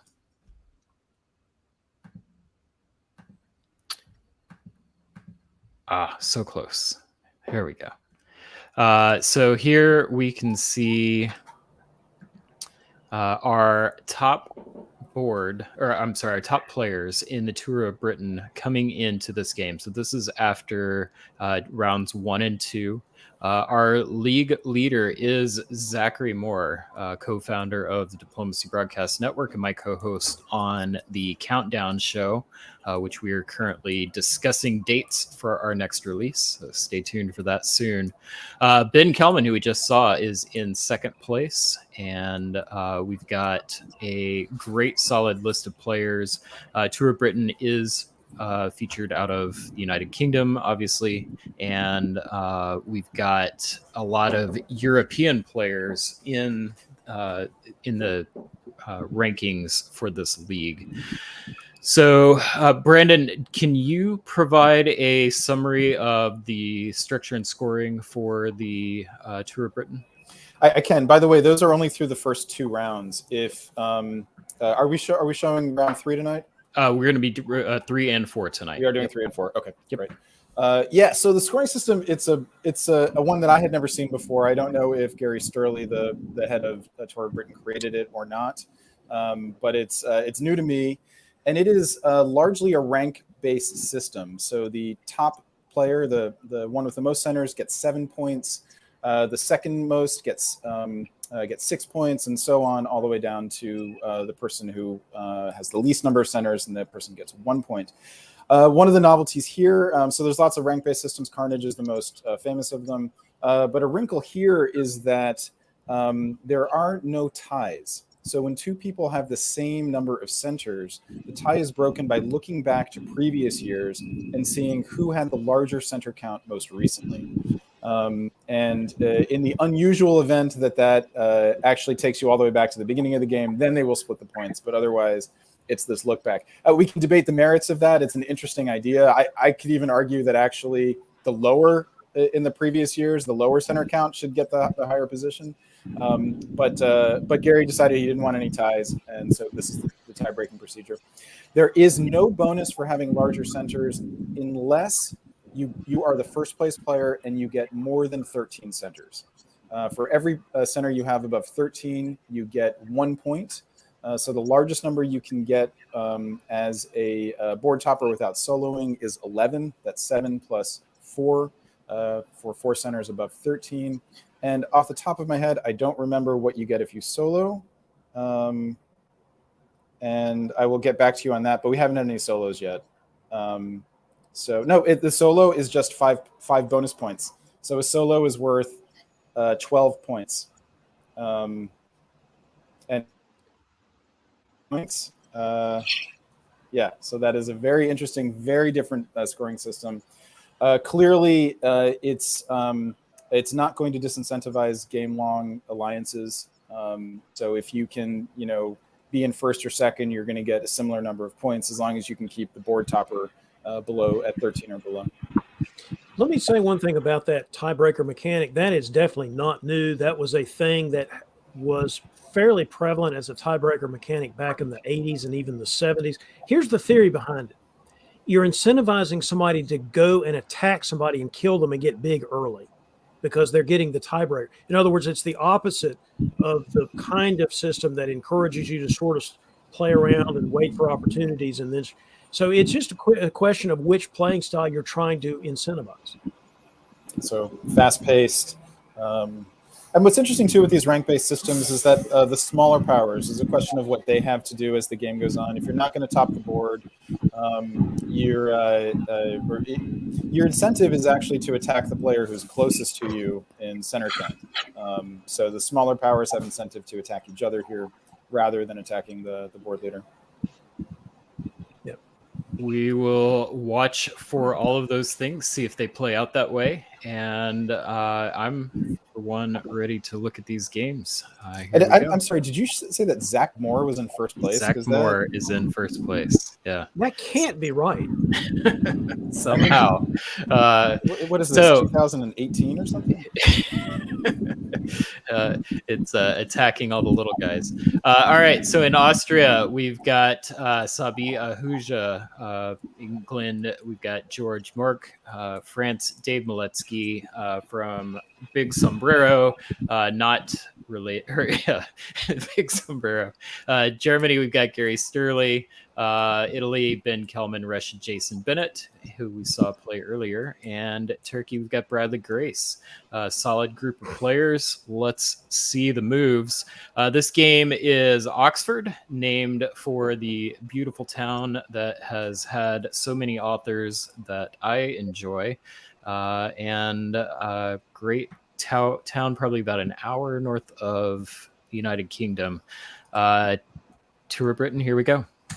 Wait, Oxford is not an hour north of the United Kingdom. I don't know. Sorry, London, which is Oxford the United Kingdom. Oxford is in Mississippi. Right. What are you guys talking about? I'm kicking you, Ed. How about that? That's my American geography right there. So, And thank you for relieving us of Ed Sullivan for at least a little bit. all right, Brandon, I'm going to put you in the lead. You'll go first for the odd years, and David will have the evens. All right, we want to try to pick up the pace a little bit here. Yeah. All right, so Bradley Grace in Turkey does the Sundstrom opening, and David Miletsky in France does the Maginot opening. Those are the only 2 points of interest here. English Channel DMZ, Galicia Bounce, Tyrolia DMZ, Black Channel Bounce. Venice Hold has become something we don't see that often, as opposed to going to Trieste. And here's why. I guess you're going to try to sneak into Trieste in the fall.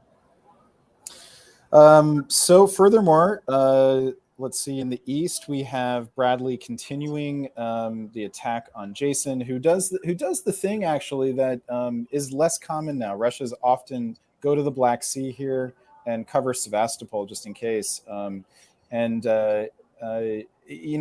something I like to do when I get sunströmed. Turkey ends up in Romania, which is a bad place to be. I feel like Brian, you and I might have had an experience like this before. We have, and I think it's famously you can watch that game in the broadcaster brawl, and I spoiler ended on one sentence. Elsewhere, I think that one of the interesting things that happens here is Gary Sturley in Germany goes to Skagerrak, does this interesting follow-up, which positions him very well to take Sweden right away if he wants to. And Dave Miletsky, the big sombrero, gets 3 builds in 01. Yes, the totally non-threatening 6 center. Maybe he'll wave all 3. He might.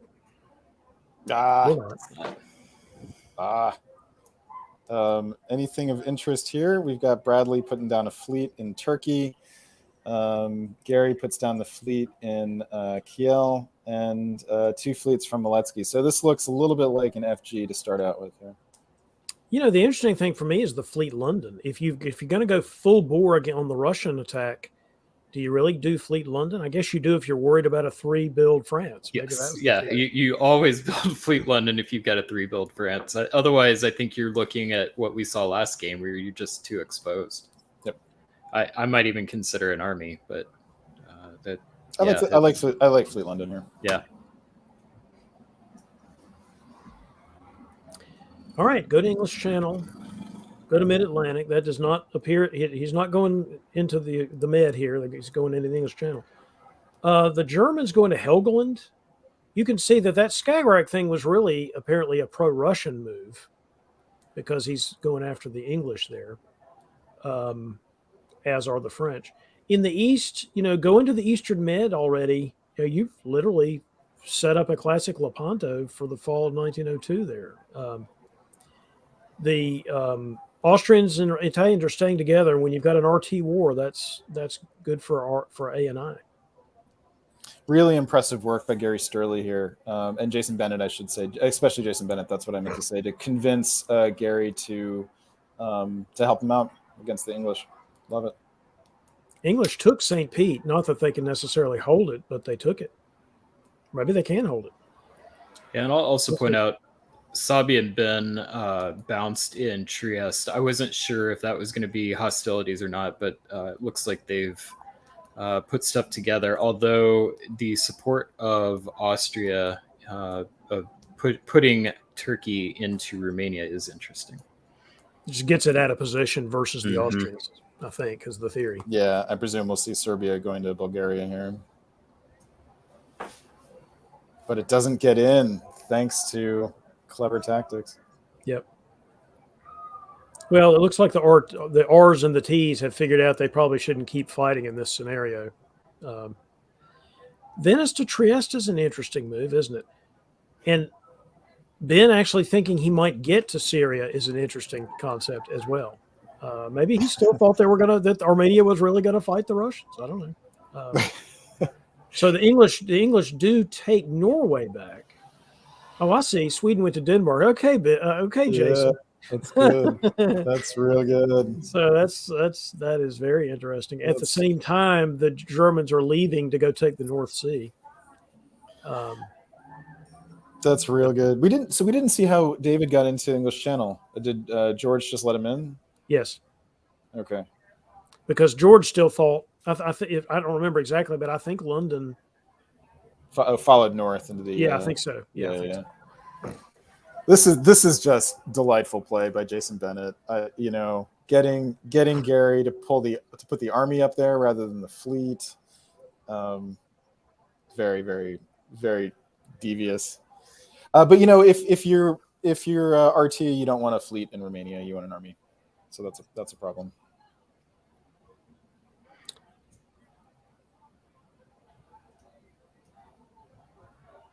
It's a problem, but it's not a terrible problem. Mm. The goal was to defend, and they have definitely defended well. I think the real goal here is anybody going to realize that Dave Miletsky's playing France and he's going to get beat? Does anybody realize that? Apparently not. Oh, I'm supposed to be calling this out. Yeah, RT play defense in the South, but they have no offensive potential here. Turkey has vulnerabilities. That's going to. But bottom line, you've got AI versus RT. Germany is sticking with France here. And getting in position to retake Denmark. And Russia and England are now fighting over Sweden. The convoy to Yorkshire is choice. Yeah. Is that good for Germany? If your goal is to have an ally. If your goal is second place. Well, Germany's goal was to have an ally. And clearly the way to take down England was the convoy to Yorkshire. You guys, with all of your, suspicion of alliance play is totally fine. It's fine if your alliance partner gets stuff, as long as you're making friends with them. And then eventually you take it back later. But right now I say, yes, do the right tactical move as an FG alliance. And this was the right tactical move. And it was a great guess for a spring turn. Says me. As David Hood said at DixieCon, diplomacy is not about winning or losing. It's about the friends you make along the way. Yeah, that's what I meant. For sure. All right. We do have Germany taking back Denmark and negotiating Holland to Belgium. Now, this is nice. This is very, very good diplomacy. And Dave Miletsky is picking up 2 off of England. England's going to be gone very soon. Jason and Bradley in the South arrange an exchange of a fleet for an army, but it costs them Bulgaria.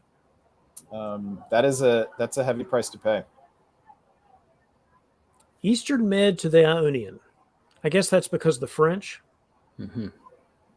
Because also Venice to Trieste. Now that may very well be a deal because the Italians need to worry about the French being too big. We'll see. Yeah, it's peculiar though. You'd think that the fleet is better served in the South, cleaning up Turkey. That's what I thought too. You don't really need it immediately. I mean, I guess the theory was that the French could have gone to Western Med there already, so he wasn't really sure what Dave was going to do. I don't know. Somebody put 2 lamps on Dave Miletsky's sombrero. They saw the French were coming by sea. So it's hard not to like Gary Sturley's play here, I have to say. Now, what happens next? Can Gary convert this advantage into to a board top? It kind of all depends whether he can get David Miletsky to move fleet south. If Miletsky doesn't, then I think Miletsky is going to have a clear board top here. I hate to agree with Ed Sullivan about anything, but if you're Germany and you want to actually take a shot at being the top of this board, you can't do it with 2 fleets, even if they're in this situation. I think this would have been a good cover, maybe, to build a fleet Berlin or a fleet Kiel or something. Yep. Because you're building 2 armies, fine. You're attacking Russia. Attack them with a freaking fleet. Yep, I agree. On the other hand, Jason's got so many units up north. Maybe, but he's not. But Gary doesn't use the fleets or the armies to go after Jason here anyway. He does not. And when my point was that it would be cover to build the fleet, whereas you're going to need the fleet eventually against the French. Was my point. But yeah, I agree with you. But now you definitely want to support yourself into the North Sea. Yeah, I don't know what that's all about. So Maletsky is flipping here and supporting Edinburgh into the North Sea, but not supporting himself to Burgundy here. Flipping is a strong word. Dave is a unique player in the sense he doesn't like to go on the offensive. He likes to react to other people doing things. Why support Edinburgh in here? What do you think I'm not sure what the theory behind that is, unless you're trying to put the English into Scandinavia or something. Into Norway. Maybe this might be what the theory is here. But this might be a Western triple. Dave is going to say to the Germans, I know I did that, but I'm not coming after you. Look what I didn't do in Burgundy, for example. And I didn't try to take Belgium or anything. Dave's just really not a stabber. He's somebody that likes to react to other people doing things. You can tell because Spain to Portugal is basically going into winter quarters or something. You're not even on the front lines of anywhere. He's trying to be as non-threatening as you can be wearing a sombrero of his size. And in the east, we have Subby getting stabbed and Bradley doing a good job of taking advantage of it. So Bradley did a nice dipsy-do between Subby and Ben, which netted him a build and maybe reworked the alliance structure in the east to his benefit. Yeah, that's right. Meanwhile, Gary gets Vienna. Oof. Mm-hmm. With supported in by Subby, right? Yeah. Interesting. Maybe giving up a little bit. Mm-hmm.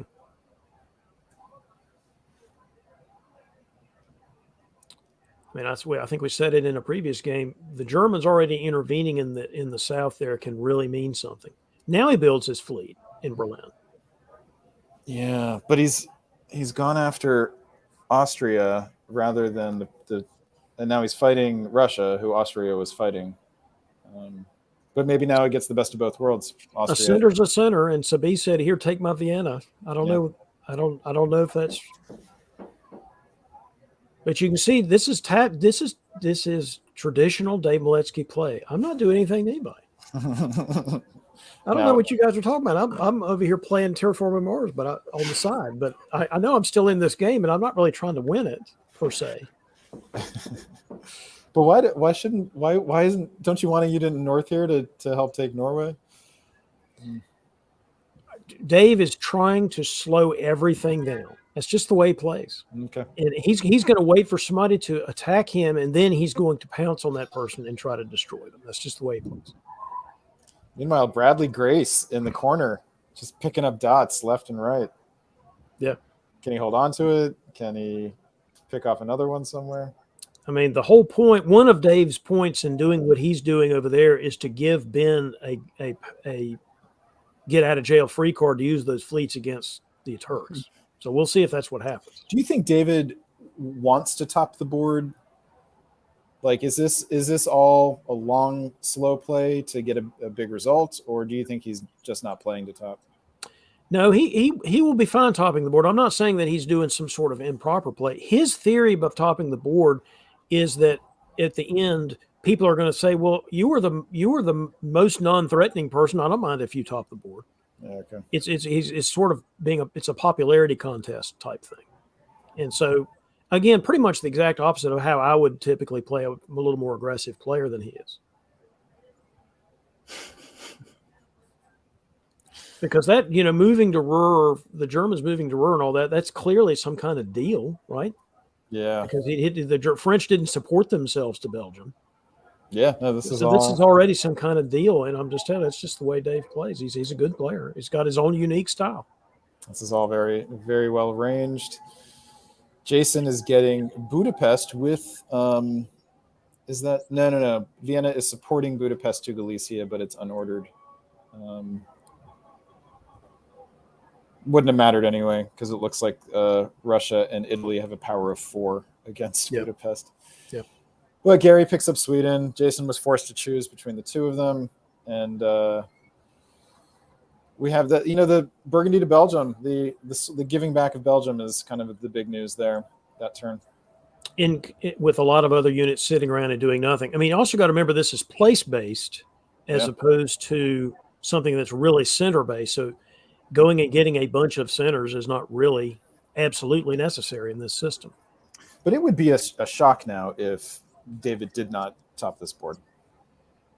Yeah, and if it did, it was because he's played so Moletsky-ish passively like this. Would be the only reason he couldn't do it. But his goal and his theory is that he can do it because he played that way. Yep. People won't mind if he tops the board. And is there a time limit on these? Do we know? A year limit? I believe there is a time limit on the Tour of Britain games, but I have forgotten exactly what it is. All right. Well, we've got the Western Triple pushing forward. Germany is the beneficiary here with Norway. We do have the French army being convoyed back to the continent, which is both pleasant for George's possible survival, but also potentially problematic for Gary, except for the fact that Dave Moletsky is very happy to take this slow. Elsewhere, it's now IRT getting along well, and it's hard to see any reason why they wouldn't from here forward, except that in this scoring system, Bradley's incentive is actually to take dots off of Ben and Jason. It doesn't matter to him how many dots the board topper ends up on. As long as they're not gigantic. Right.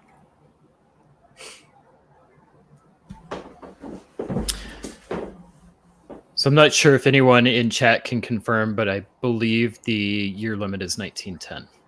Okay. Here we have Gary having his first setback in a while now, losing Vienna to combined IR and losing Norway to combined ER.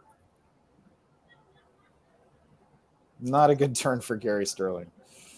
It's a good play by George, realizing that they were about to cut him out of the deal here by taking Edinburgh. And advantage Dave Moletsky, who now gets another build and gets position in the south as well. Yeah, he's in North Africa now. Yep.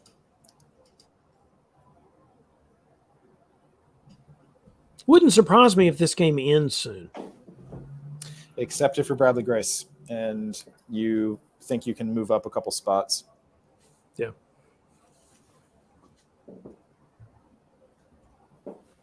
And you can. Why not? Although, this army could go through. Bradley has the feel of someone who's playing who's playing copacetically. Elsewhere, nothing much happens. English Channel is not supported into North Sea for some reason. And Gary's out. Gary said, I am no longer participating in this Western thing. He's out. That's why he's leaving the front. He's trying to come back. But you'd think there would be some coordination then. Denmark could support something, or Norway could support Barents into Norwegian. Well, it's not as if Gary likes George very much either, because Right. George just took Norway.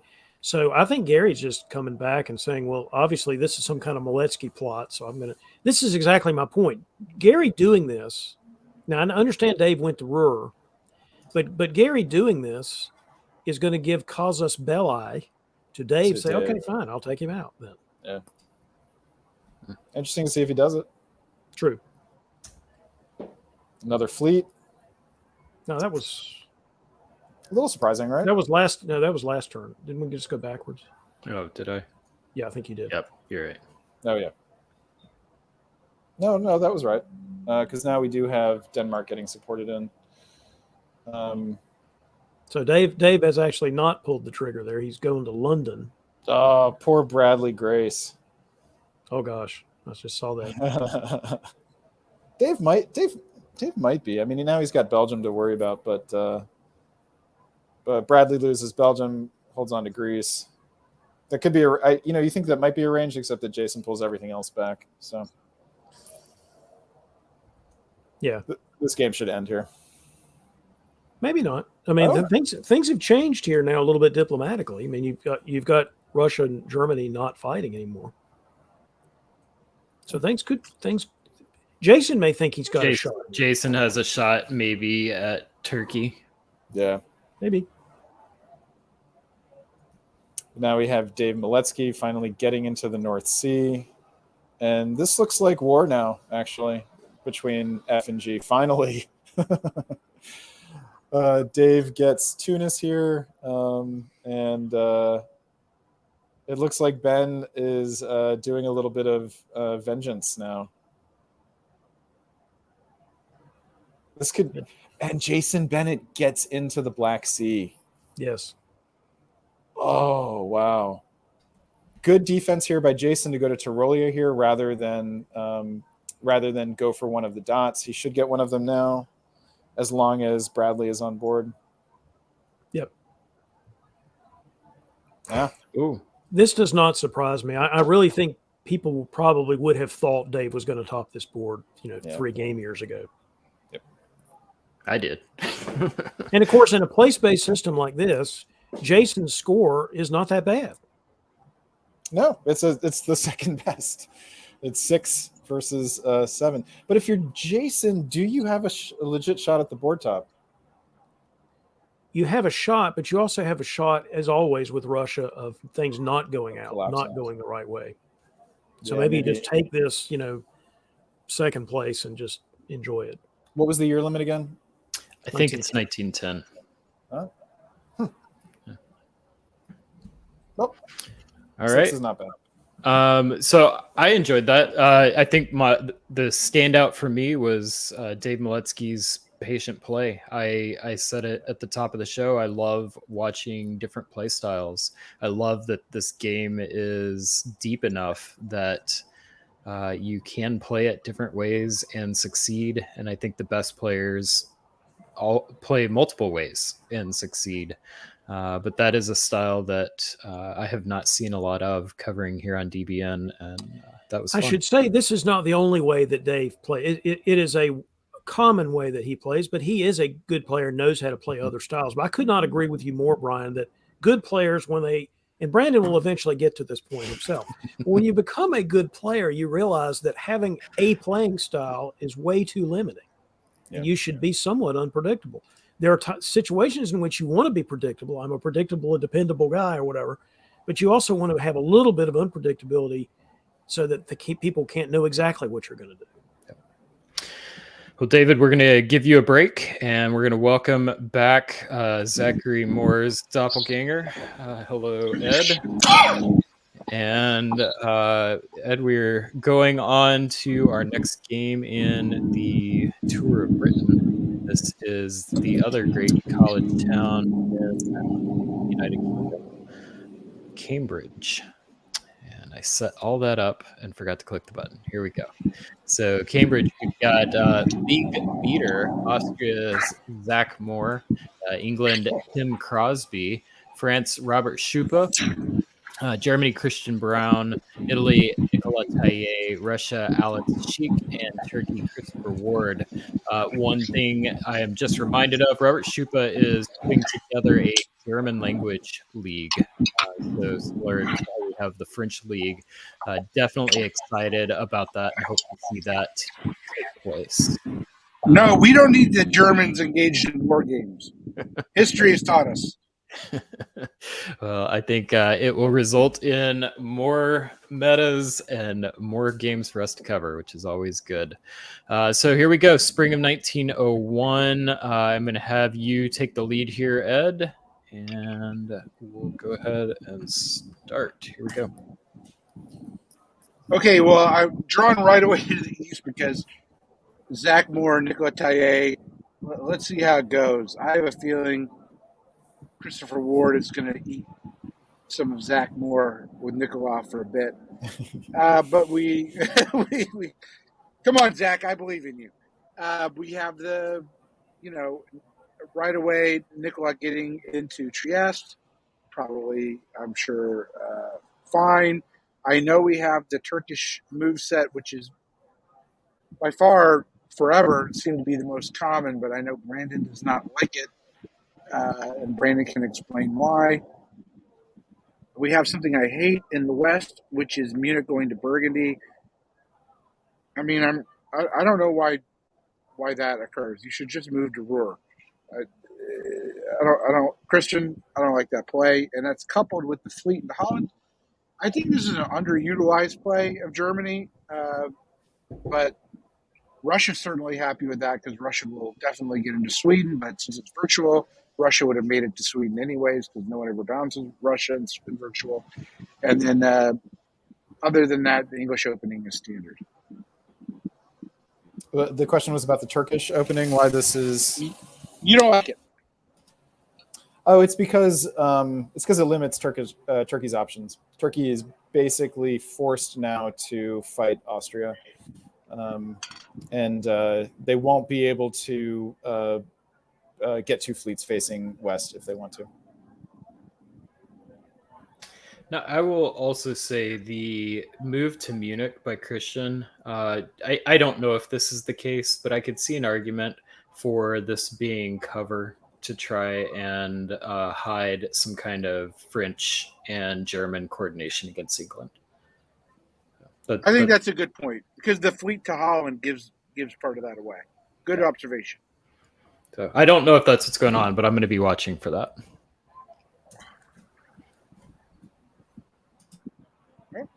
There we go. Germany helping Burgundy into Belgium. Good job, Christian, giving France 3 builds. That's never going to come back to bite you. That'll be a fantastic play. Meanwhile, England takes Norway, which is fine, and loses the Black Sea. Look at this little move by Nicolas Taillet. I told you that there's a big warty Nicolas love affair going on. It's a not a budding friendship, it's an existing friendship. But my man Zach displaying brain power yet to ever make us know about it. But he cut that Trieste army. Boom. Brilliant, Zach. Fantastic. But also you didn't take Greece, so not great. But he kept Nicolas Taillet out of Greece, which is important here. Yeah. Oh, Zach. My man Zach. Where's the harem now? This is bad. No build Austria. But now we can punish Nicolas. But he gets the bonus of army build Smyrna. This is Nicolas Taillet at his best, convincing Chris Ward, clearly in an RT, to build Army Smyrna. Amazing. I mean, look, there's we need to write it out. Go back. The builds. There could be go back. We could write a novel about these builds. The builds. Yeah. I didn't even see the two fleets, Christian. The two fleets. I mean, like Germany builds 2 fleets. Russia doesn't build a fleet. Russia doesn't build in St. Petersburg. I don't know what's going on. Like, we are going to have the western part of diplomacy has never seen as many fleets as it sees right now. This is the most fleets ever. I've never seen a fleet sandwich from Germany before. I've never seen this configuration. 3 fleets lined up in a row like this. Is it? It's like a little cross. It's the German Iron Cross here of fleets and armies. Like, what are you like? What are you thinking if you're Timothy Crosby at this moment? They really want me back. They don't like me. Why am I not loved? All right. So when Denver gets pushed into Kiel, let's see. So who? Oh, it does not. Wow. This is so Christian Brown. He's going everywhere. I'm going east. I'm going west. I'm attacking. Brandon, I'm stepping over you though. Take it. I got to cough some stuff out. I got to cough these fleets out of my gullet. All right.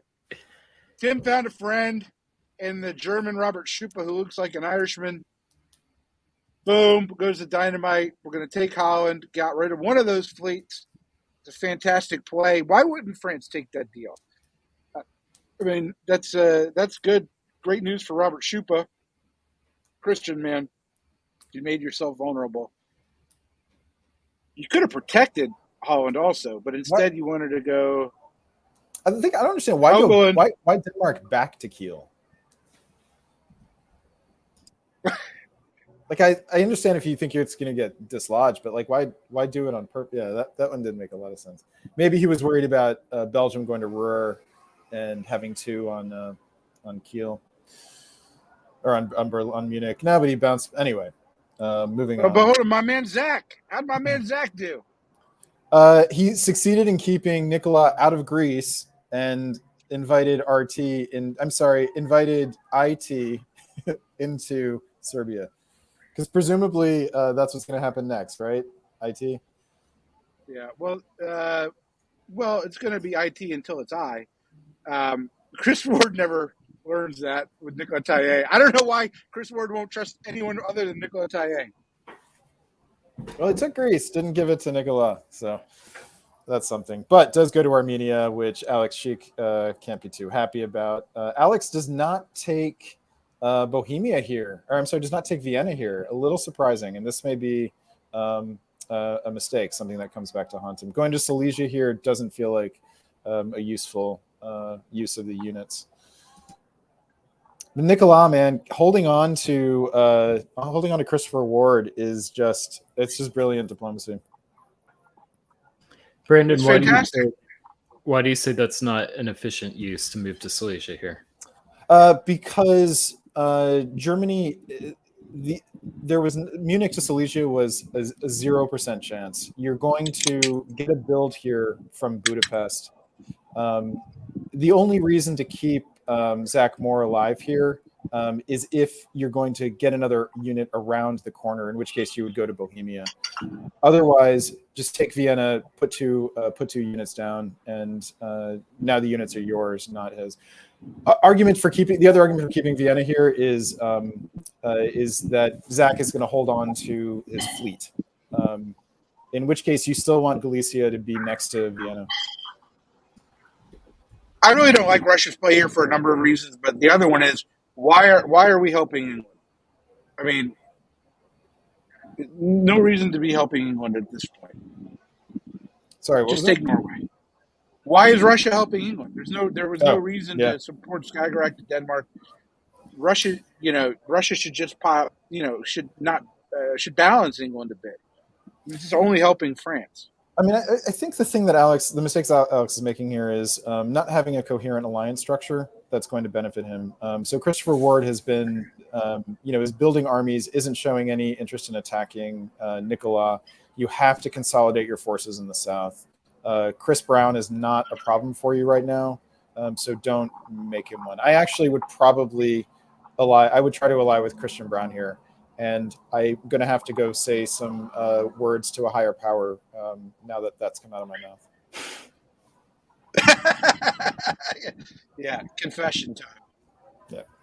All right. Ooh, okay. Let's see how it works out for Wardy, but right now it's working out pretty good for my man. Look, he's the new man because of Zach. You're done. But in any event, look, Sev followed up through Armenia. Getting those armies through, it's not the easiest task, by the way.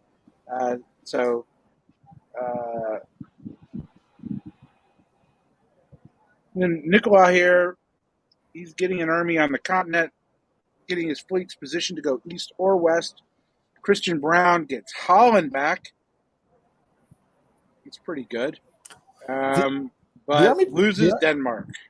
The army to Albania is actually quite curious. Who was that intended to fight against? Well, something I was wondering myself. I mean, I guess he's going to just say, well, this is just to make sure that the lines are all straight, but I don't think it's going to go well for Chris. Could be backfilling Serbia if they're pushing Serbia into Romania, something like that. I don't think I would go for that if I were Turkey. I think Turkey needs Serbia to keep any kind of momentum, but I could see the argument. Well, I think also you want. Sorry, go ahead. Turkey has one fleet in the black. Yep. And this is about as wide open as it's going to be. You just want, if you're Turkey, you want Italy's units to be going the other way, not towards you. In any case, you're probably right. Serbia's coming. Let's see how it works. Oh, no. They get into, okay. So now it makes sense. They were taking Budapest, and Albania was headed over to Trieste. Yeah. Yeah. This is a well-functioning Meanwhile, IT now. Zach's dead. France is starting to move on Italy right now. This might be the, Nicolas Taillé boogeyman effect that, Brandon Fogel knows all about. And But- Christian Brown, just a series of bad news for him. Losing Munich. He's already lost Denmark. Lost Holland. Well, it wasn't his, but you know what I'm saying. And with the fleet going into Heligoland, Christian Brown's not long for the game. It's an IT. That's all I can tell you is we'll see how it goes. It's IT versus EF, and EF, credit to Tim Crosby. He's the one who got knocked down on the mat and got himself up. And honestly, he is a legit threat to top this board.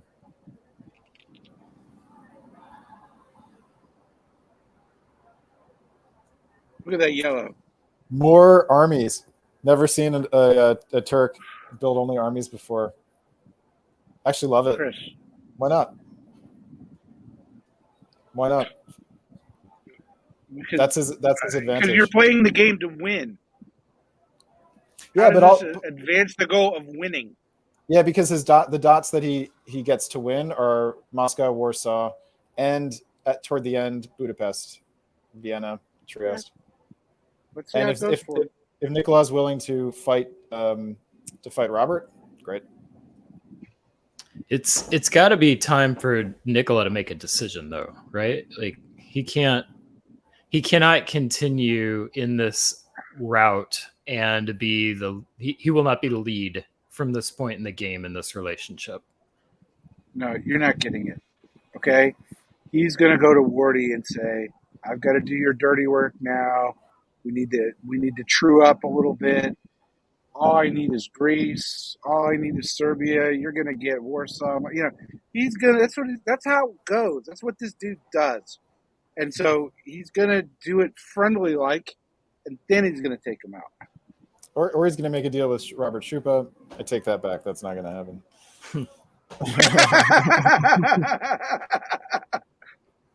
You got my favorite part of taken this. him yet. My favorite move here is Khan and Smyrna bouncing each other. We built armies and we don't even need them. And for no purpose, too, right? Because Khan could have gone to Bulgaria here and leave Greece. So clearly, Nicola asked him to do this, but I don't know what the purpose is. That's so Italy can have Greece. Yeah, But Italy may not be able to take Greece. He's got to defend Tunis, right? Yeah, which he can do. No, he can't. He needs it. Yeah. Wardy, you're going to have to give up Serbia. I'm sorry. but that's what I can't take it. Can't take Greece. I got to have Serbia.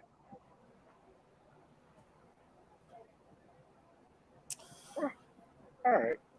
They did. Man, they maybe did, we're doing them wrong. Yeah, this was the only guaranteed way to make this work. Actually, yeah, Wardy is he's getting the benefit of the doubt here, isn't he?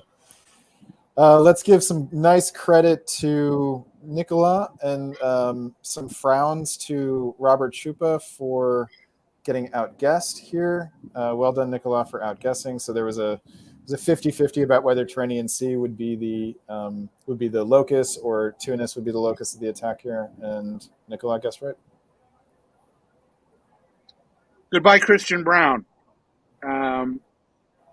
You've reverted to form. Bring back the newer Christian Brown, not the newest.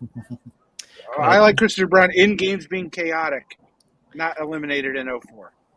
To be fair, this was a couple months ago, so Okay. but I mean, let's just stop and appreciate for a minute what Chris Ward has done here. It's 1904, and he has 9 dots and already has 4 armies, deployed. Presumably, We're going to get another army in Ankara here. No, this is the time to build a fleet. Of course, it's a fleet Ankara. I have to support black. I think he's going armies. I think he's going all armies all game here. If this works out for Chris Ward, my hat's off to him. I think it might, right? I think as much as I've been talking about it. I mean, he's pretty. I mean, especially with, I mean, France would have to completely pull off Italy for there to be any chance of that.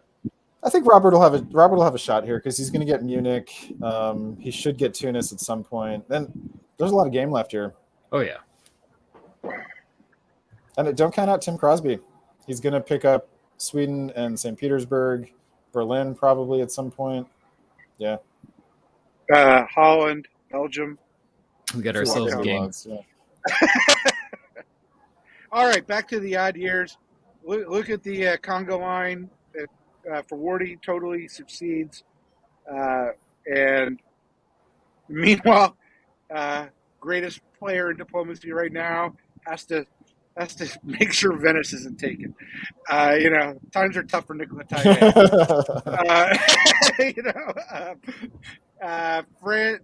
French takes Munich. England with the convoy into Denmark, getting in the Baltic, setting everything up to go east. I'm not sure why Russia.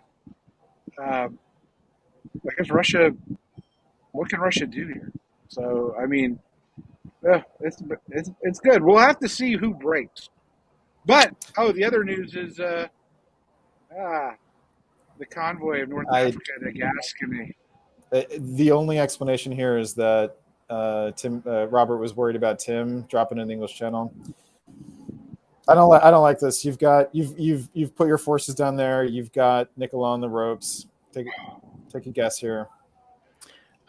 I mean, again, it could be what I was trying to say earlier. Robert may be saying, hey, I need to defend myself, but somebody's got to slow Wardy down. If I keep attacking Nicola, who else can? Oh, yeah. I just thought they would have done that already if they were going to do that. Yeah. But, well, let's see. Wardy gets his armies getting out there now. Yep. And here we go. Oh, sorry. Are you doing this one, Ed? Fall of 1905. I'm not 100% that Wardy didn't know this was coming.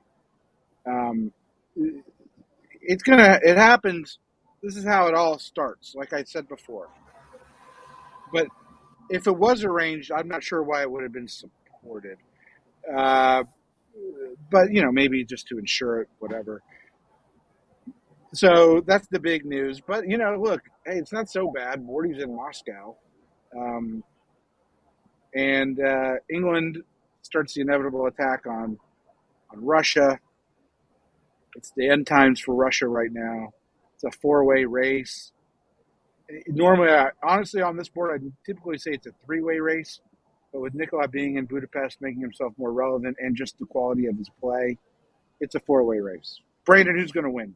Yeah, hold on. Before we go further, I just want to point this out. Alex Sheik, thank you for joining us in the on the broadcast. He says this was his first game as Russia, and he was unprepared for the time management required for being present in both theaters so early on.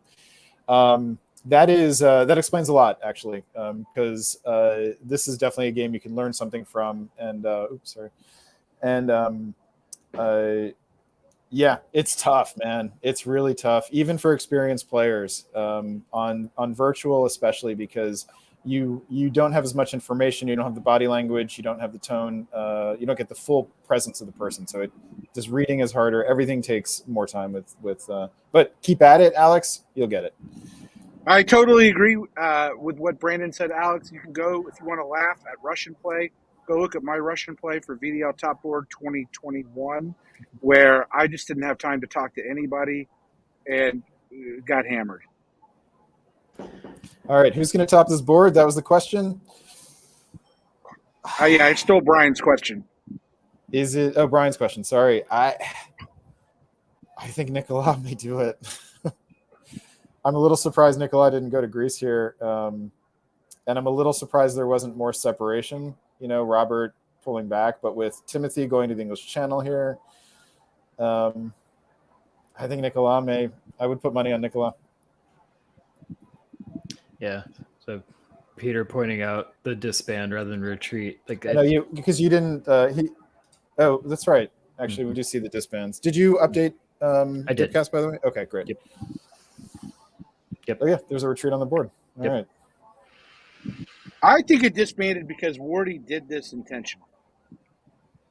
Like I'm Why convinced. why wouldn't you just support Budapest into Galicia then? It's Chris Ward. I don't know. Yeah, fair enough.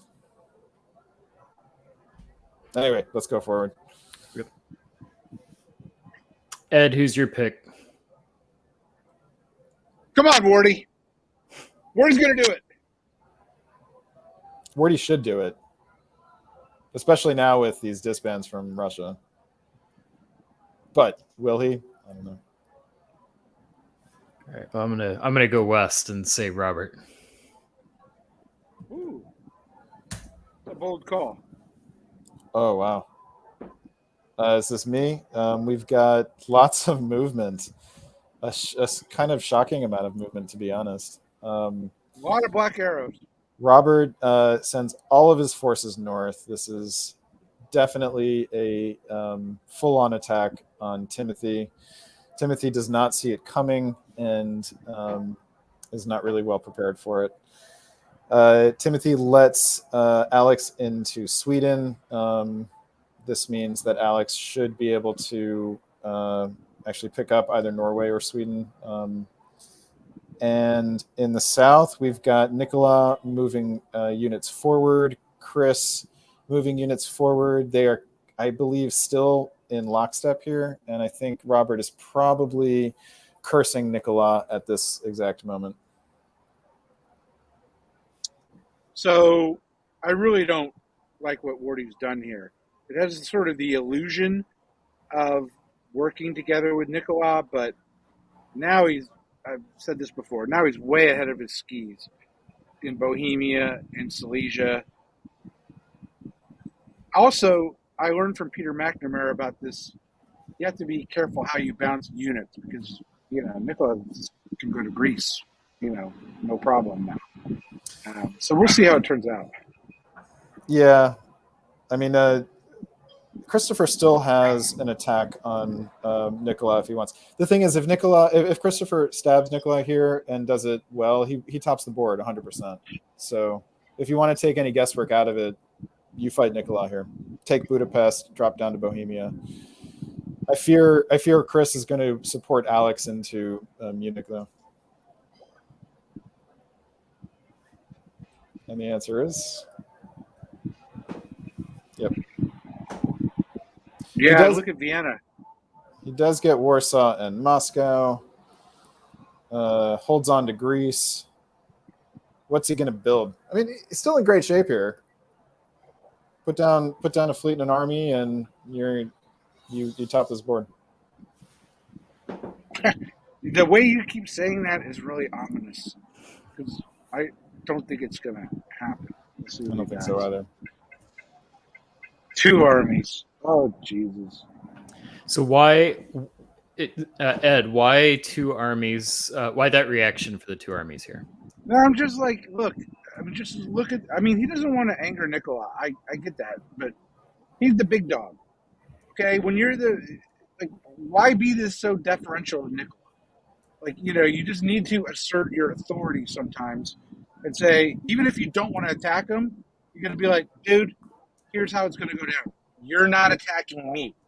I'm not going to attack you, but that is what I'm going to do. And that's just harsh reality sometimes in diplomacy where you just sort of have to play that card. And Chris, I think, valued the friendship more than the position. Nicola may have given a good argument here that Chris is going to top the board and Nicola just wants second place. And Chris doesn't, because of the scoring system, it doesn't matter until he gets up to 13. The question is, is that how it's going to work out, or will Nicola, nip the board top at the very end? Come on, Wardy. Wardy, get it together. I think you can do it, man. You still can do it. And I think the general concept we're dancing around here is that, and I think are in agreement on this. If you can keep the power in your hands, where you don't have to depend on somebody else keeping their word or being nice to you, then do it. That's John Anderson. Yeah. That's what John Anderson does. Okay, bunch of arranged bounces between Nicola and Chris. Chris, meanwhile, continuing to moved armies away from Nicola. Galicia now goes to Ukraine and Sev. So The if I'm interesting, Nicola, the I'm interesting taking move Serbia here. and Greece. The interesting move here is Piedmont to Tyrolia. Right, because under my theory right now, we're going to see green armies in Serbia and Greece, and Tyrolia needs to go back. Yep. When that happens. All right, let's see. Nope. Look at this. Wow, Nikolai, you are showing me something here. I don't know what, but you're showing it. All right, nothing happened. It looks like they're even kind of moving units around for a draw at some level. Yeah. Mm-hmm. Yeah. If no one's going to make a move here.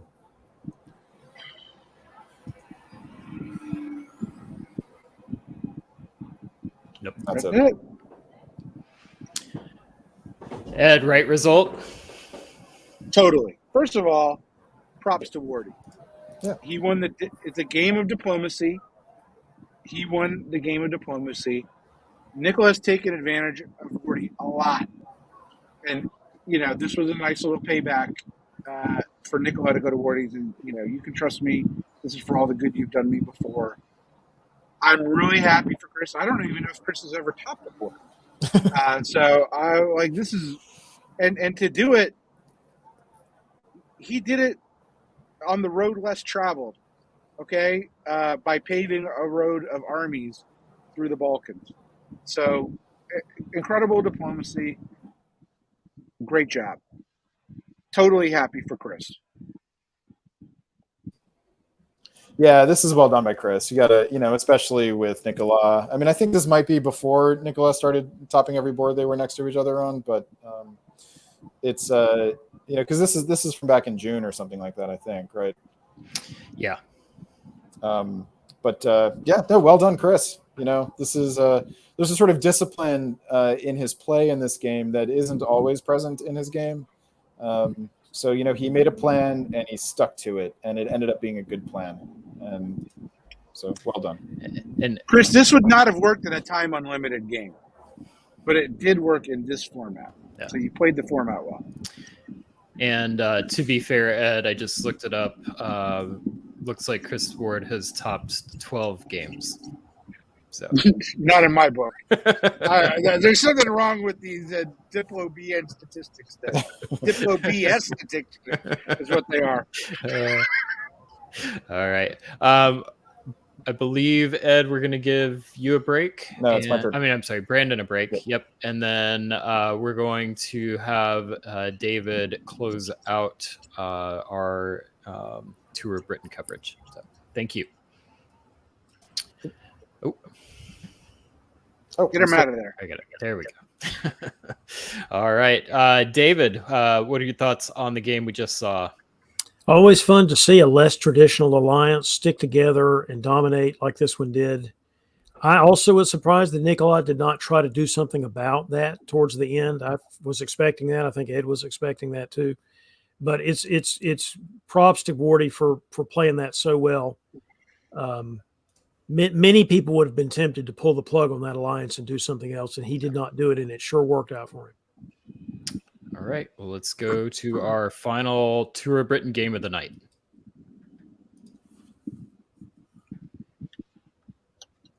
All right, next up we've got Llandudno in northern Wales. Looking forward to this game with Christopher Ward again in Austria, England, Chris Wugler, France, Alex Sheik, Germany, Jason Bennett, Italy, George Mork, Russia, Christian Brown, and Turkey, Tim Crosby. Before we get into this game, though, this is round 4. So let's take a quick look at what our standings are.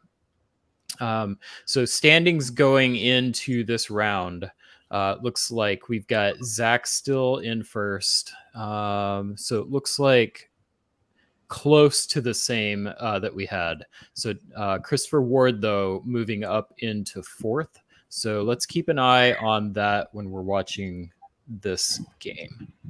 So, and I'm going to go ahead and have David take the lead on this one. All right, let's look at 1901. Venice to Piedmont. First time I think we've said that today, right?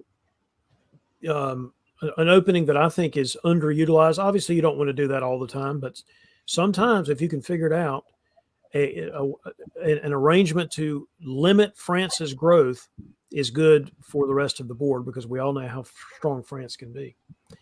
The what do they call that? The Armenian fist bump or something, where you bounce in Armenia like that. So that's what's going on in the East. And then you've got the English Army to Edinburgh. I think maybe this might be Ed's favorite English opening, as I recall. I don't know why this isn't everyone's English opening. They're my favorite by far. That would be good enough reason for some of the others to take the other possession. Why? Well, why? Just for those learning the game at home, Ed's point is not at all bad, that this gives you a lot of flexibility for where you're going to convoy and that sort of thing. The downside of this is that if there is a French person in the English channel, then having the extra armies in Yorkshire allows you to cover things with the army. So that's the theory behind putting the army in Yorkshire instead of Edinburgh. But Ed is not wrong that going to Edinburgh gives you more offensive options. I'm all about offense. What I don't like, defense wins championships. Defense wins championships. I didn't like that Burgundy wasn't supported. The whole Marseille held. Yeah. And then the Italian going all west. You don't see that very often. You don't. And again, for those learning the game at home, the Piedmont holding, the purpose of that is not necessarily to stop pressing on France. It's to allow the French to go to Marseille and stop and get in there, so that the French can't build something there to oppose the fact that you've moved against them. That's the theory behind it. Germany's going to get 3 builds, and that's a pretty good outcome for them.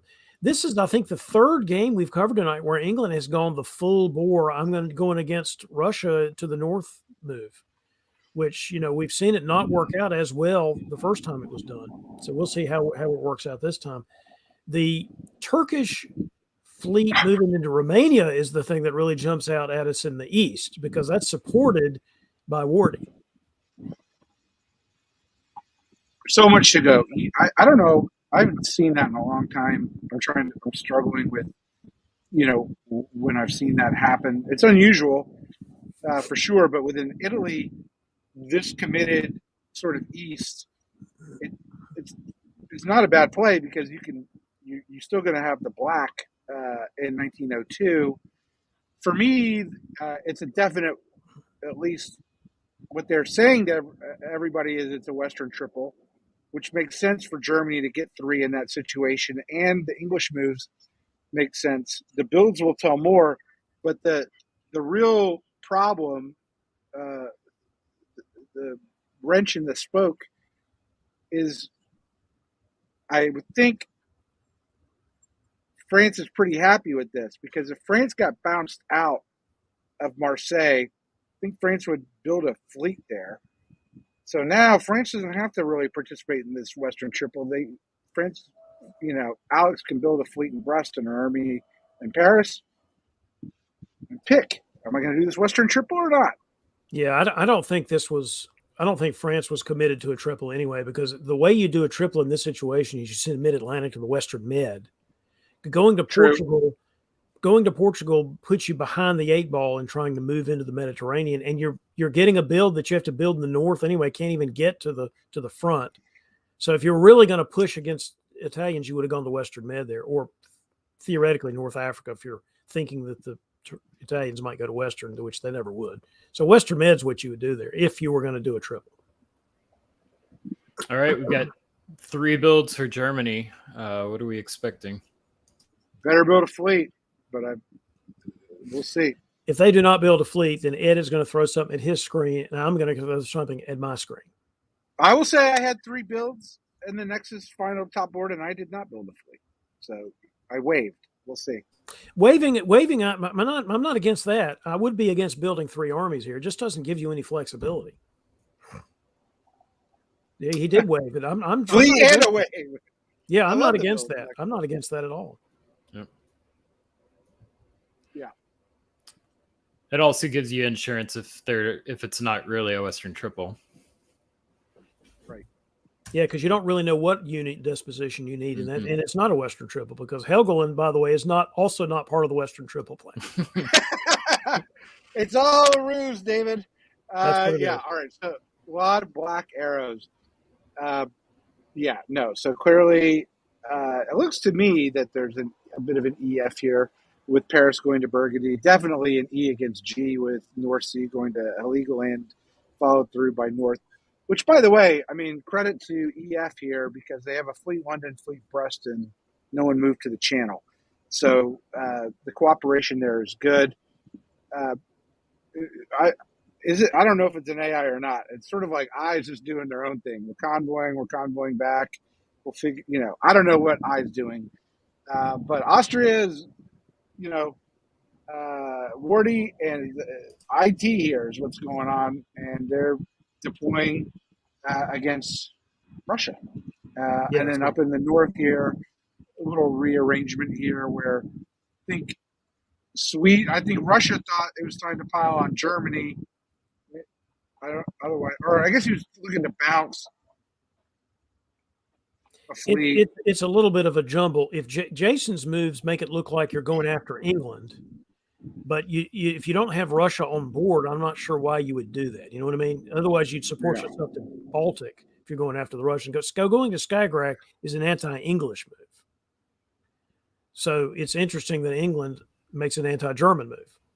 Well, in any event, there's going to be I would have said an army in St. Petersburg, but I guess there's going to be an army in Sweden. Meanwhile, Germany, Jason, lost Kiel, lost Belgium. Everyone freaked out that you got 3 builds, dude. And you waved, which turns out you still were threatening to people. That's a tough spot to be in. Italy's decided this time I'm for sure going west. Everything's going west. So it kind of looks like AIT. Does it? Yeah. I mean, it's certainly an AstroTurk. The question is going to be what after that. I guess because the Austrian fleet is dying, then they're not going to go after the Italians. So that it must be an AIT. If the Austrians were, if they really were going to do an AT without the I, that they would not have killed the Austrian fleet there, right? Or at least shouldn't have killed the Austrian fleet there.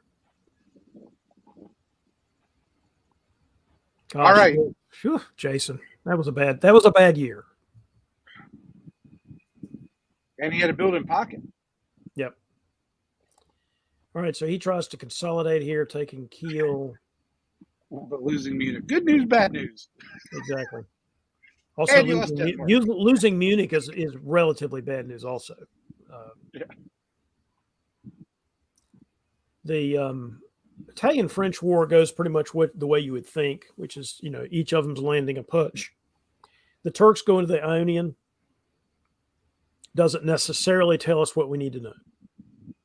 Because you would also do that possibly in an AIT. It's good to have options. But certainly Christian is going to lose to the AT because he doesn't have the position there to prevent Sev from being taken. So, David, I haven't asked the historian question. When I'm France in this position, I've yet to figure out what I should do.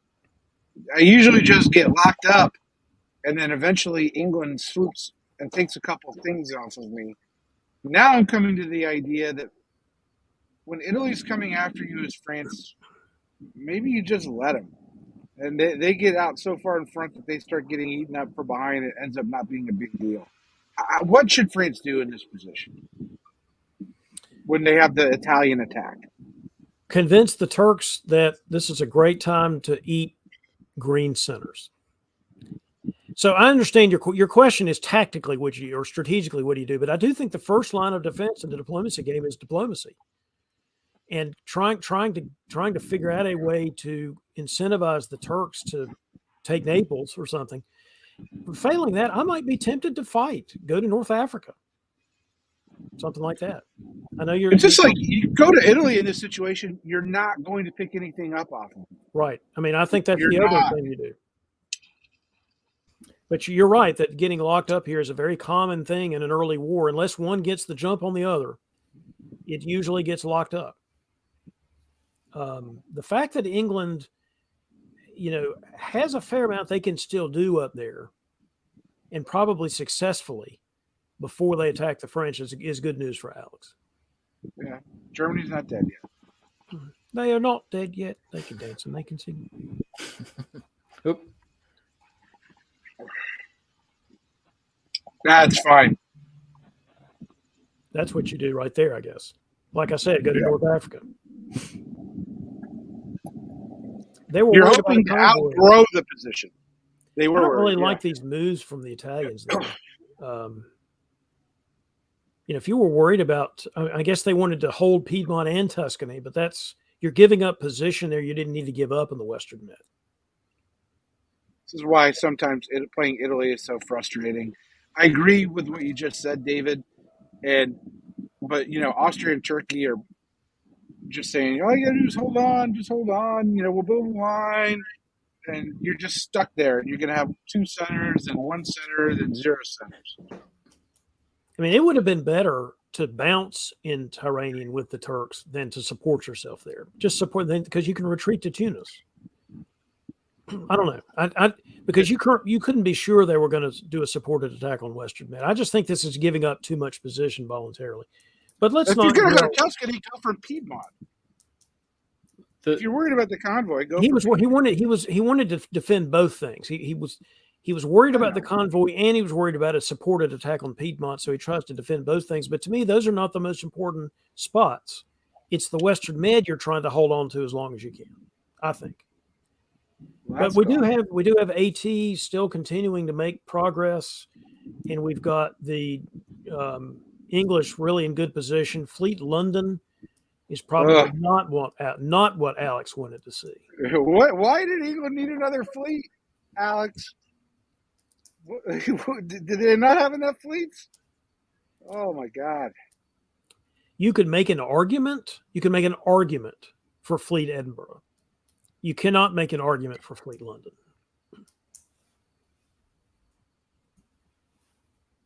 And yet, that's not what it meant. I'm sorry, but there was no argument for that at all, unless France was also getting a build. But anyway, I don't know whose turn it is, but England is sure making progress again. It's mine. England's going all north. They're wiping up. They got Holland, but they lost Kiel in the meantime. Austria's trying to help Germany a bit. Good job, Wardy, recognizing that. Nothing. Tunis saved. That was good. And both sides sort of advancing, I guess, to the line, or at least the East is going to the line. Lyon to Spain is an interesting move. It's probably a reaction to Fleet London, I'm assuming. Yep. Because otherwise, you're voluntarily giving up position you don't have to give up. Because you can just retreat to Spain if you get kicked out. Right. And you could have taken Tyrrhenian. Now we're back. Well, because Correct, yeah. Venice to Trieste is interesting. Along with Conda, Romania, Greece to Serbia. Okay. Wardy, what happened to you, man? Well, he's outlived his utility right now. ATs are hard. ATs are really hard to stabilize, and you don't do it by having the Turks own Bulgaria and Greece. Thing is, if you're making progress as an AT, it can be extremely high tempo. But once you lose progress, Turkey's like, I got to get some centers here. It's not just that. You have to arrange it where Austria is bigger than Turkey and has less chance of being. I mean, that's the only way to have a stable long-term AT alliance. But of course, Timothy didn't care about it being stable. That was up to Wardy to make that stability. And he's, as you say, over his skis a little bit up in the north and just didn't have the ability to defend against this. And some of this may have been brought on too by the fact that Tim and George have been working together, coordinating with their fleets. So they've been able to build some trust in their communication. So that's probably, I don't think this would have happened were they not talking. I don't think Tim goes for this if we don't have George also participate. I will say this is a little bit of a bold move, though, because EF is still around as an alliance, and you have now essentially gone backwards. I mean, literally gone backwards if the Italians. You've literally gone backwards away from the front line to do this. Yeah, Brian, it's a pretty bold move. do you think, what does England build now? Back to Fleet London? If I'm England, I think because of that stab, I'm now going to make significant progress in the middle of the board. I'm building armies and sticking with my French buddy. I mean, England needs armies desperately if they're going to do anything else. Well, if they were going to stab France, maybe not. They build a fleet, but I think you build armies. I think you're getting ready to make progress. The AT's falling apart, so there's going to be some instability in the middle of the board you can take advantage of. It's not like the Austrians are going to prop the Germans up anymore. They can't afford to. I think I'm curious to see what France does, because I think it's now even harder to break through. Well, France doesn't have any choice here, again, unless they can diplomatically unhinge Italy and Turkey. They have to continue fighting because otherwise they're facing 4 hostile fleets with more on the way. Yeah. They build an army instead. That's an interesting idea. I would have, if I were the French there, I would have built Fleet Brest. I need another fleet to bottle up the Mediterranean. They'd say I'm going to Gascony and holding. Okay, they're giving up on Tunis, I think. Maybe so, but I'm worried. I mean, there are now 6 enemy fleets if IT sticks together. You need at least 4 to slow them down, and you got 3. I don't really understand the Austrian disbands. They're giving up entirely and going to try to survive on the stalemate line in Germany, I think, is the theory. Or try to be a puppet or something. Or just go back into Trieste. Yeah. So much for well, yeah. Go to Warsaw and stuff. I think Wardy's I believe we call this a scattershot. Yeah. I mean, we got something out of it. Yeah, we're going to try for something. So, yeah, Wardy got Trieste back but lost Budapest. Didn't get into Warsaw. Meanwhile, there is a continued EF, and I love the convoy from London through North Sea and Heligoland right into Kiel. You don't see that a lot when it happens. I like it. And France takes Tunis. France is into Ruhr. EF is looking good. And George has turned against Tim Crosby for some reason. I think Tim got too big, or he didn't know that Austrian stab was coming, or something. I mean, that's what he did. He just essentially gave up on his own country and decided he would go and fight Tim. The board just wanted to make every single piece of analysis that I did that last turn wrong. There was not a single statement I said that was right. Oh, I love it. I mean, I know Tim is currently leading the board, and don't get me wrong, I think that's good. But, okay, Italy's going back now. Okay, interesting in terms of their fleet move, but they're losing Venice. All right, so England gets Munich, but Germany keeps Kiel? I guess this is some... Yeah. I mean, no other units except for Livonia move from England.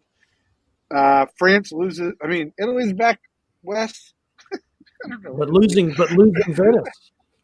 I'm sorry. I don't mean to laugh. I'm sure it's very painful in the moment, sir. But all right. And then, meanwhile, Turkey supports Russia into Vienna. Goodbye, Christopher Ward. No, you're still in Trieste. And Venice.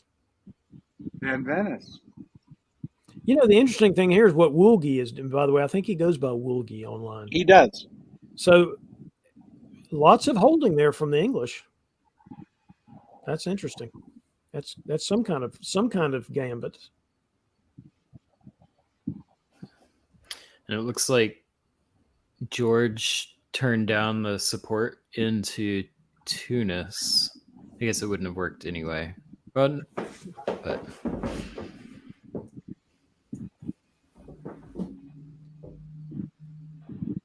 Now you get your French fleet, David. Yes. But you get an English fleet. You get an English fleet too. So that's actually a really bad sign because there's literally no justification for that. That's Woolgi going after Alex. I think there is a justification, but there's no good pro-French. I was afraid you were going to build Fleet Brest, so I built Fleet London. No. Yeah. All right. So who's got the best shot here? I actually don't like that. I think even if you are going to attack France, you build an army there. You can do it with an army. Yeah, and just convoy to Belgium or something. Do that, then build the fleets. Because this is a tip-off. I mean, he can go back and cover Brest now. You're not going to take anything except maybe Belgium. I don't know. And I just think Munich's vulnerable. Woolgi has built fleets in London before and then moved them north. So who knows? Maybe we're totally misreading this. David, who do you like on this board to top? Because of that goofiness with the builds right there, I now think Crosby does have a shot of continuing to stay on top of this board. I didn't think so, but if there's going to be EF instability here, and in some ways there almost has to be, Woolgi having all those units hold was not advancing the ball towards anywhere at all. He was staying put to give himself an option to go after France. So I think because of that instability, Tim actually has a decent shot here. Ed? I think he's got more than a decent shot. I think he's going to win. Position super. First of all, he's not going to lose anything. He's got his 9.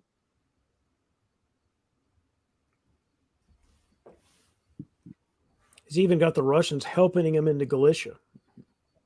He's got Italy on side. He's got Russia on side. Meanwhile, England did a lot of holding. Yeah, David, I don't know what over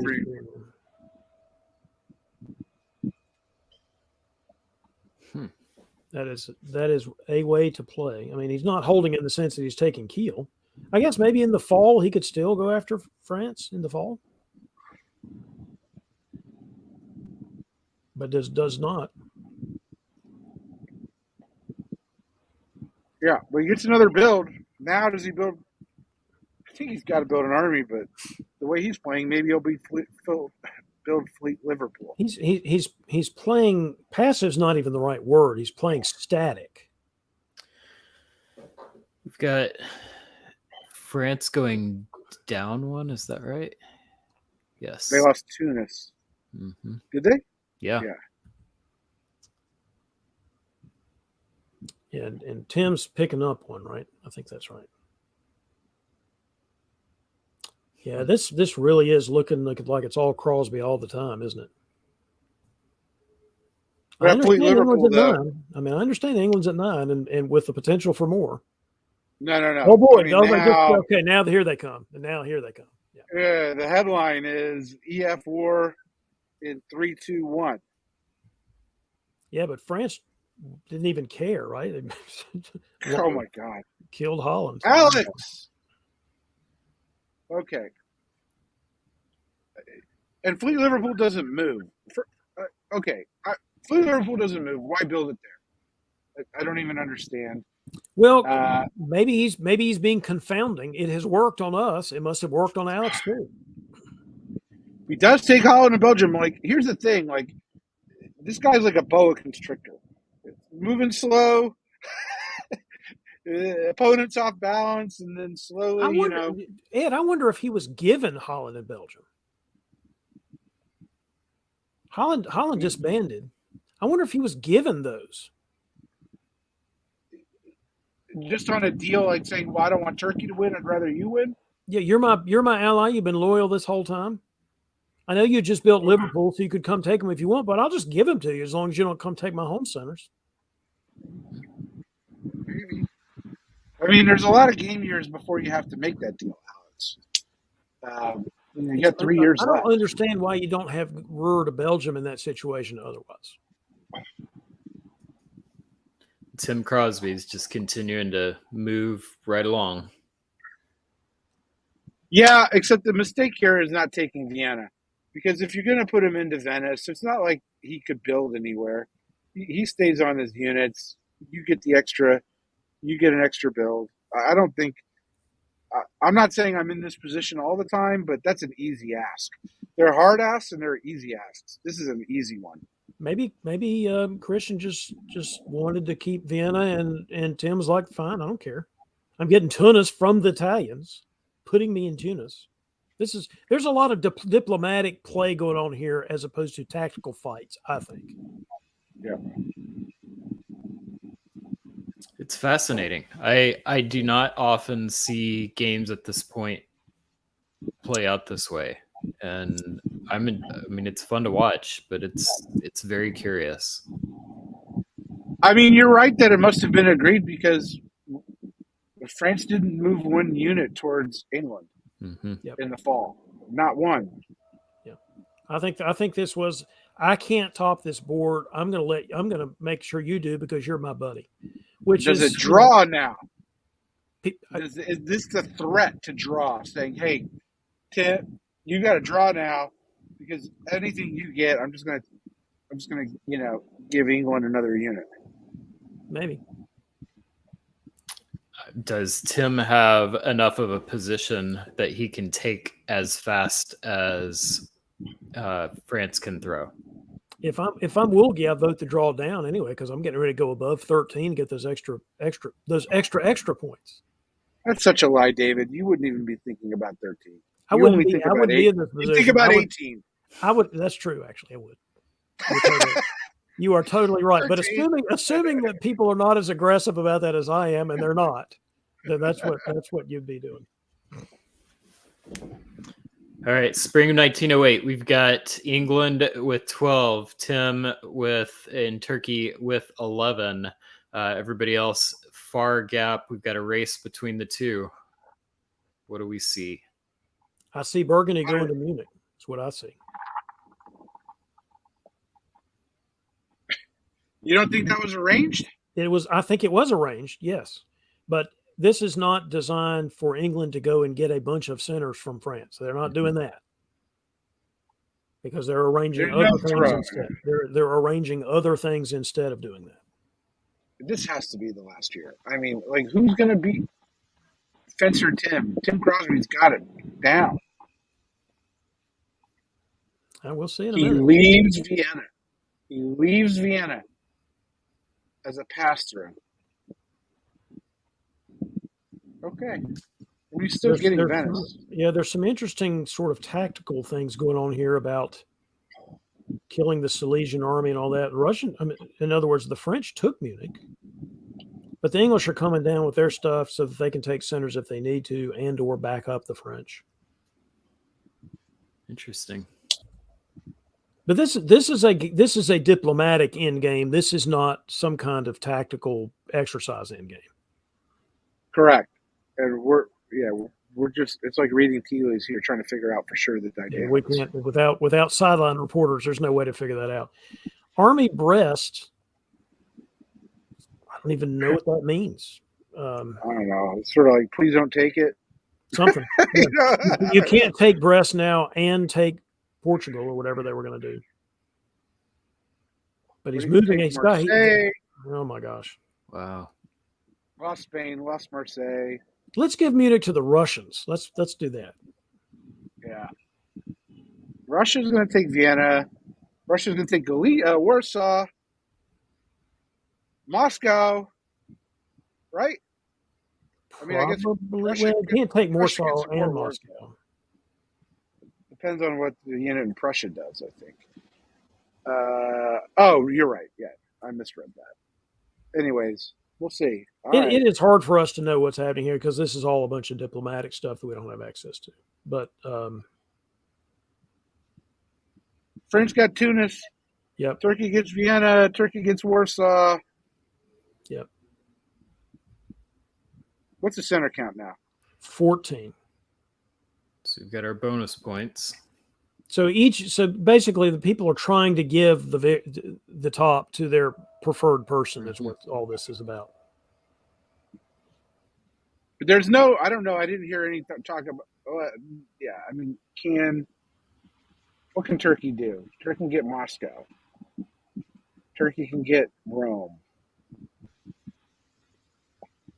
I don't think Turkey can get to 18. No, I don't. No, definitely not. And Munich would be problematic. And especially if it's time limited at 1910, which we'll find out. Yeah, we've got 2 moves left here, Yeah. I think. I think the game ends. No, they're still going to try to give it to England or somebody, or England's going to try to take it. This is a fascinating end game that we haven't seen lately, where it's jockeying for a diplomatic, make me the top, or I want to be the top, or whatever this is. Goodbye, George Mork. Yeah. Thank you for playing, George. That was not a typical Italian opening. I think there was some... personally, I believe that some of the stuff we saw 1903, 1904, those tough choices that Ed was mentioning were the result of some of those early game choices. But there was a lot of dynamic choice in the 05, 06 time frame that was fun to watch. So thank you for letting us. All right, so England can take Portugal, Spain, Brest, and that's it, right? So they're going to go to 15 potentially. The question Turkey is, to Moscow. They can get to 15. And theoretically they could take Rome. Theoretically, they need a little help, right? That'd be tough. Yeah, that would be actually pretty tough to do that. Split at 15, maybe, probably. Or you can take Munich. Moscow didn't take Rome. Nice. That's there nice. We go. Yeah, that's very nice. Nicely done. Good job, Tim. Good job, Tim. Well played. Oh. I wonder if that was Woolgie saying to Alex, make me the topper, or Alex saying to Woolgie, I'm going to make you the topper. I wonder which one that was. One or the other. I think they made an attempt. Yeah, they made an attempt to threaten Turkey about that, I think. Well played, Tim. Another very, very different game. We've seen, I think, all 3 of these games that we saw played out just completely differently from each other, and frankly, different from a lot of the games that we've seen, period, while covering DBN. So a lot of fun there. Yes. Ed, was that the right result? 100%. Yeah, absolutely. All right. Well, we are going to say goodnight to David. We're going to let him get to bed. Ed, if you don't mind, we'll close out our last game. And David, thank you for joining us. And see you all soon. And we'll welcome back to the stream Mr. Brandon Vogel, Dr. No himself. That's right. All right. And we're going to go ahead and see our final game of the Virtual Diplomacy League. While I pull that up, Brandon, did you catch the end of that game? And do you have any thoughts? I just saw that Tim Crosby kicked some butt, and Turkey is the SHIT this evening. And in those games, for sure. Did we get an updated standings on TOB? You know what? I did not do that. Let me go ahead and pull that up. That's a good point. Because if Zach Moore continues to be in first place, it's just I'm gonna have to readjust my frame of reference. All right, let me bring that up. Meanwhile, I just want to say, Brian, your hair is fantastic today. Oh, thank you. I appreciate it. You're doing. I don't know what you're doing. I decided to wash it. It's good. Oh, I've heard that's bad. Okay, so our final standings, and this is going to be meaningful as early September. We've got our round 5 of the Tour of Britain, 5 and 6. Zach Moore continues to lead, followed by Ben Kellman, Jason Bennett. Tim Crosby made a move. Chris Ward drops down to 5th. George Mork comes into 6th, and Christian Brown down to 7. So a lot of movement in that last round, and we'll see how that shapes up with games 5 and 6. And it's top 4 scores count, and there's no top board, right? I don't believe there's top board, and 4 scores does sound correct, but I'm not 100% sure on that. It's interesting to think about how that interacts with the scoring system. Yeah. Hard to By the way, you guys talked about Bradley Grace when I wasn't away, but like that guy's an up and comer. Oh, absolutely. I mean, that you got to keep your eye on that guy. He's always getting dubs. We did I believe we did an interview, and my impression was he had the attitude of being a very I'm going to get better, I'm going to win, like just a lot of confidence and a lot of willingness to learn at the same time. And that combination really works well for this game. I mean, didn't he have like 20 dots in 1904 or 5 as Russia, like in one of these other league nights? I mean, he's somebody, everyone just keep your eye on that guy. Yep. Okay, well, we are bringing up our final game of the Virtual Diplomacy League tonight. And while I am... Ed, I have a question for you. Are you annoyed with me for encroaching on your patio aura? So I noticed. Let's call it like it is. And I was trying to be diplomatic because that's what I do and not call you out. Mm-hmm. But to be honest, your earlier prison-like view of the back, and I was like, oh, well, he's trying to do what I do, but it's a poor man's copy. But now you've improved it. Well, now you've got the sky. Yeah, shall we compare skylines? Let's see. There we go. There's the Chicago. There's Houston. That's a Houston downtown. And the sad thing is, Brandon's been on my porch. He knows I've got a good view. He's never invited me to his porch, to his balcony, but he did cook. And I'm going to tell you right now, Brandon Fogel, learning as a diplomacy player, but he should open up a restaurant because the man can cook. I had a great time hanging out at Ed's place. We had some good ping pong matches, talked a lot about soccer. Ed is a huge Leicester City fan. Was a Leicester City fan before they won the title. Before.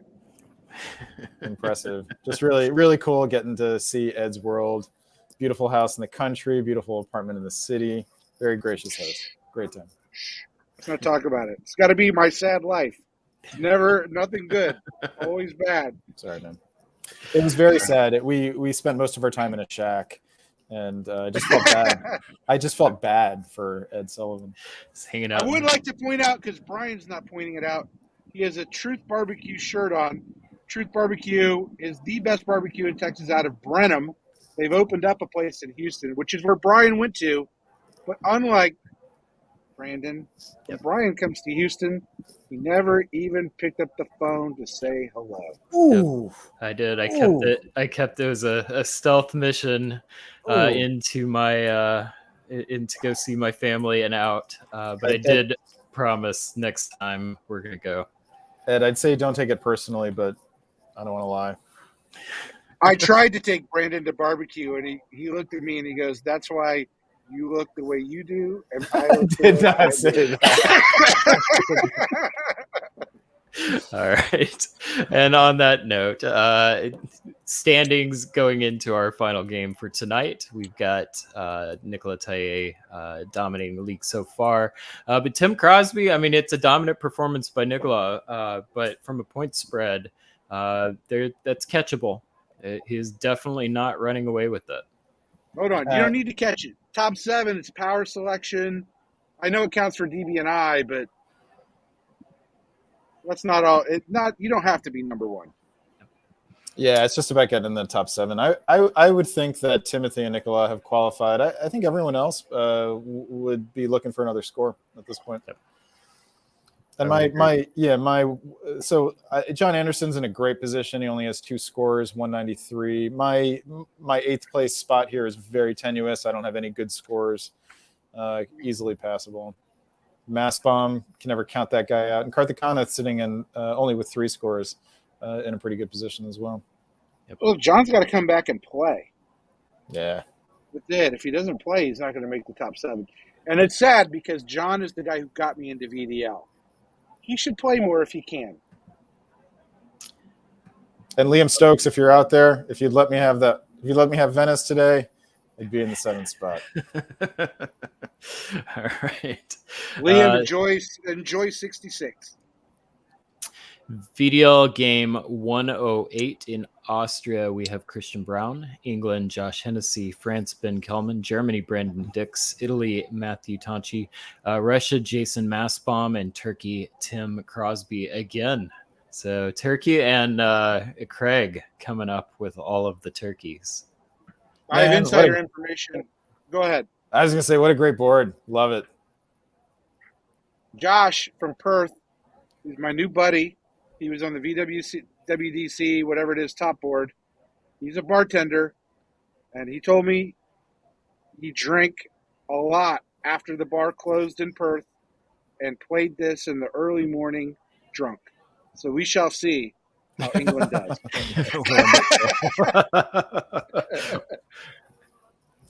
All right. We're going to move Brandon up. Brandon, you can take the lead on this one, and let's close this show out with our final game of the night. All right. I just want to say Jason, Timothy, and Christian in the little triangle in the East. Just fun. I'm expecting fun. I would like fun.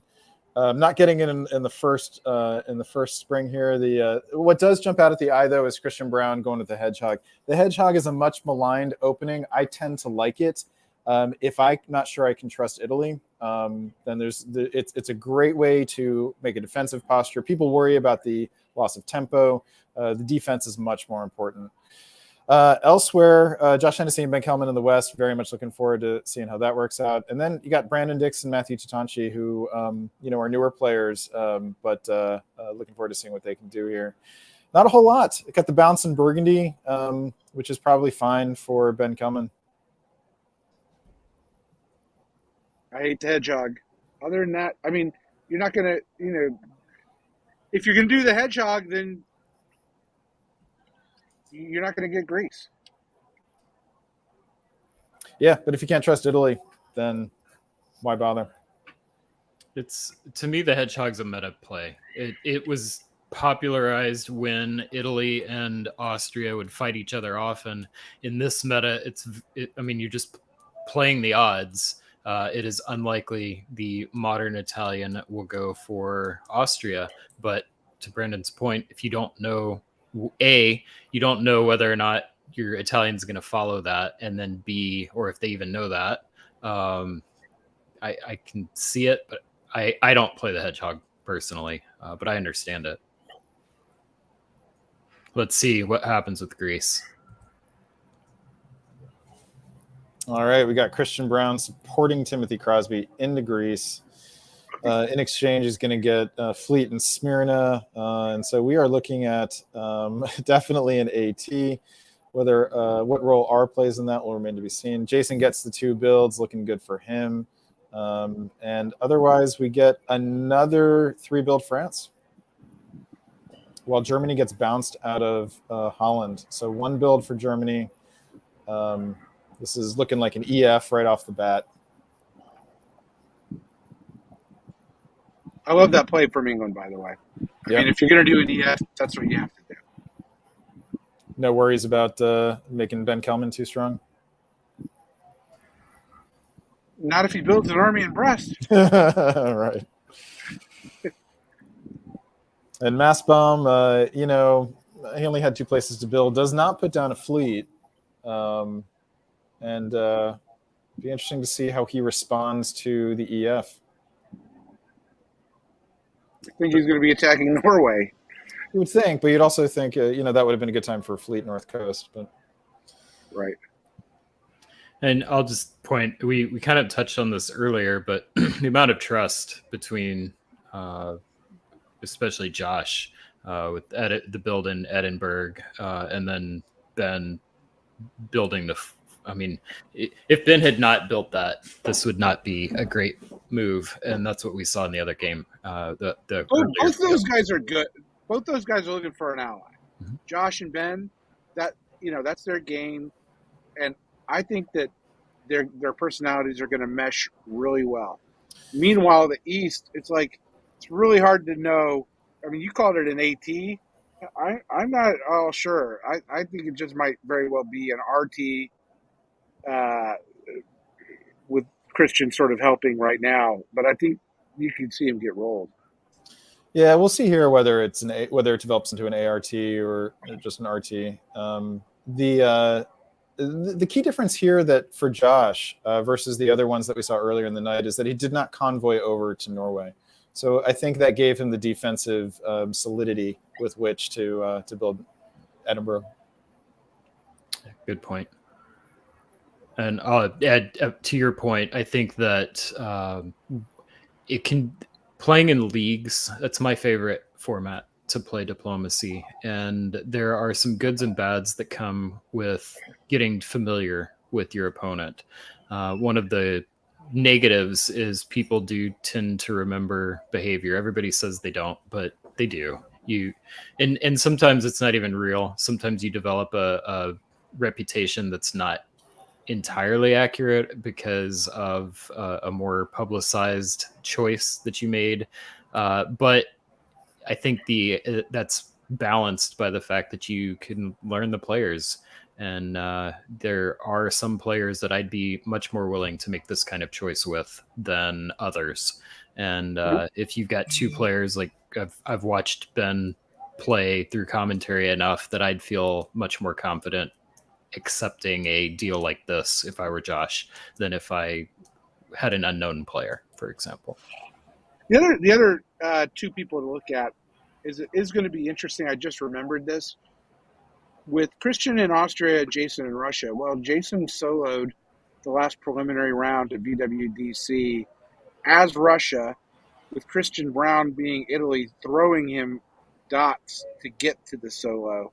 So there's a history between those two players as well. Whether they will work together or not, I don't know.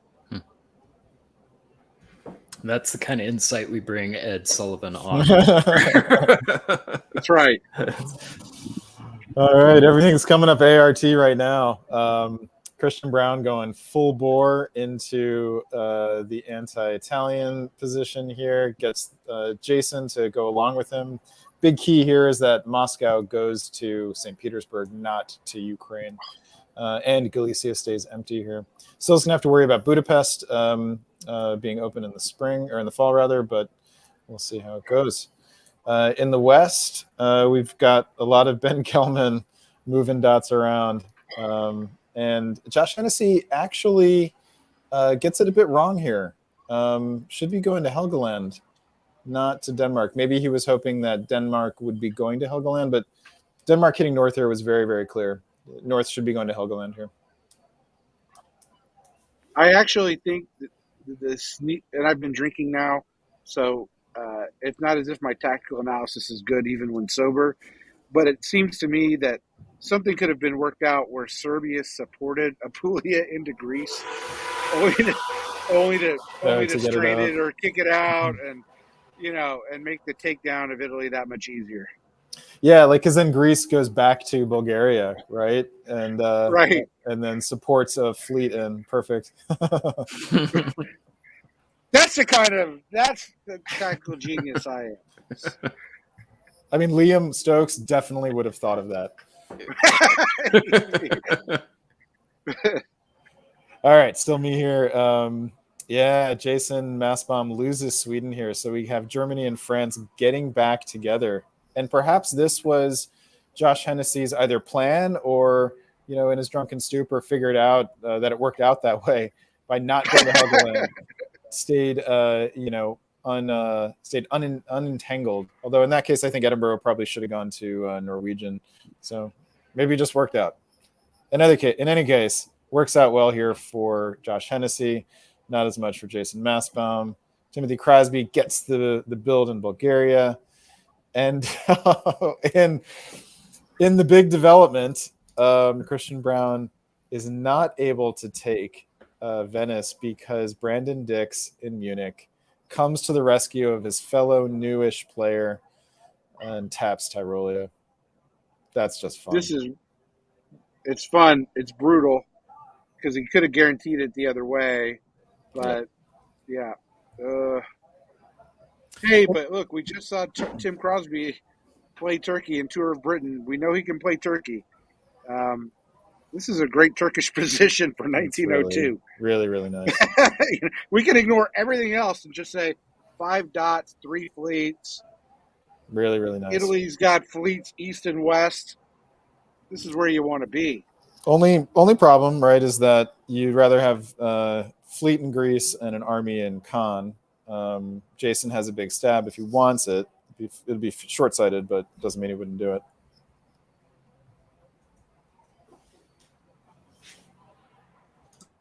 Oh, me. I don't like this new format. Fall, spring. I'm doing spring. You're doing the fall, Brandon.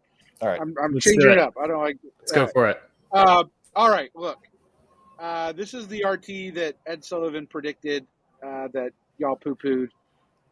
Goodbye, Christian Brown. This is why Austria and Italy should not fight. This is almost always a bad idea to fight in 01 and 02. Goodbye, Serbia. Goodbye, Budapest. And frankly, goodbye, Christian Brown. He didn't fall as fast as Zach, but he's not going to make a Brandon dominant 5-center performance either. So there you go. In the meantime, this is smelling out Western Triple all the way. Now we get the convoy to Norway. Fleet goes to Baltic. And I'm telling you what, I hate Western Triples, but if I'm Brandon Diggs, who I don't even know who he is, and I'm talking to Josh and Ben, I'm believing that they're selling a Western Triple. I actually think, it could happen. And we'll see how far it goes. I tend to believe that a little more because we get a comment here from Ben saying that he put the attack on Germany on hold because RT is getting scary. So the key words are a bit. Yeah, I like it. Although I think that if I'm Brandon Dix, I'm asking for Belgium here in order to even things out and also give me units to attack Russia here. I heard that request to be like, oh, you're getting Sweden, but he's not. Yeah, Germany should be getting a build here. Okay, you, Brandon. Oh, it's me. Revenge of the Christian Brown. This is Timothy Crosby now pulling a fast one, tapping Bulgaria here and keeping Serbia, supporting Christian Brown into Budapest. This is the sort of thing that Timothy has gotten adept at, is sort of having a feel for the strategic flow of the game and picking a good time to, or sort of knowing the right move to make at the right time. The thing that sacrificed here is Ionian, which is now French. And that may be a pretty significant problem because Timothy is going to have to build probably Fleet Khan. He's going to have to protect against Bulgaria, which is still going to be under threat. So not an easy path that Timothy has chosen, but one nonetheless. Anyway, kudos to Christian Brown for staying at 3. Didn't think that was going to happen after this turn. Josh, you shouldn't have left the North Sea. Why do you say that? I don't know. I don't like leaving the North Sea if I'm England. Yeah. I understand that Denmark's there. Just on general principle, that's my sea. I think it's the most important water tile on the board. Maybe Black Sea. I guess there's a debate, but you got to keep. You just have to be there. There's not really a reason to leave it. What does Norwegian do? Gives comfort to who? Germany, I guess. Yeah, but Germany is already, clearly just doing whatever he needs to do in order to survive. Germany's got gunboat diplomacy by definition. They're going to play along or else. All right, Timothy, what does Tim build? It's got to be fleet con, I think. 100%. Has to be fleet con. Or After even that last move? Or Ank, actually. Fleet Ank. Okay.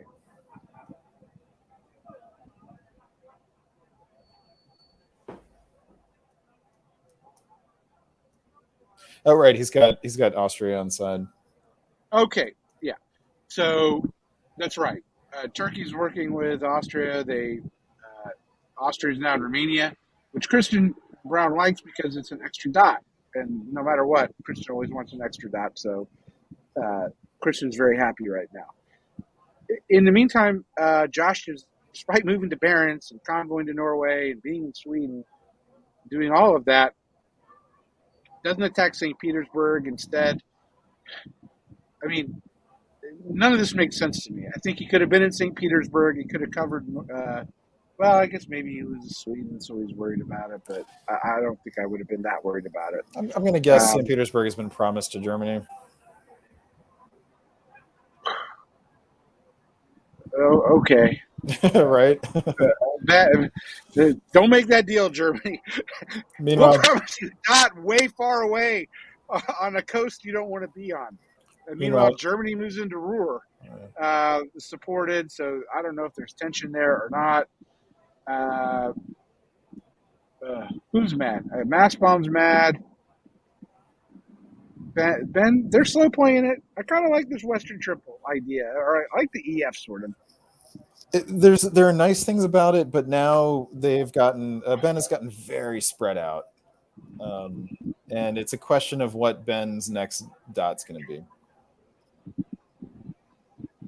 It's going to be Venice. Is he not just going to tap Apulia? Maybe so. No. Or maybe it's Vienna. Vienna. Always a much better French option. Let's be in Vienna. But the eye is immediately drawn to Norwegian to North Atlantic.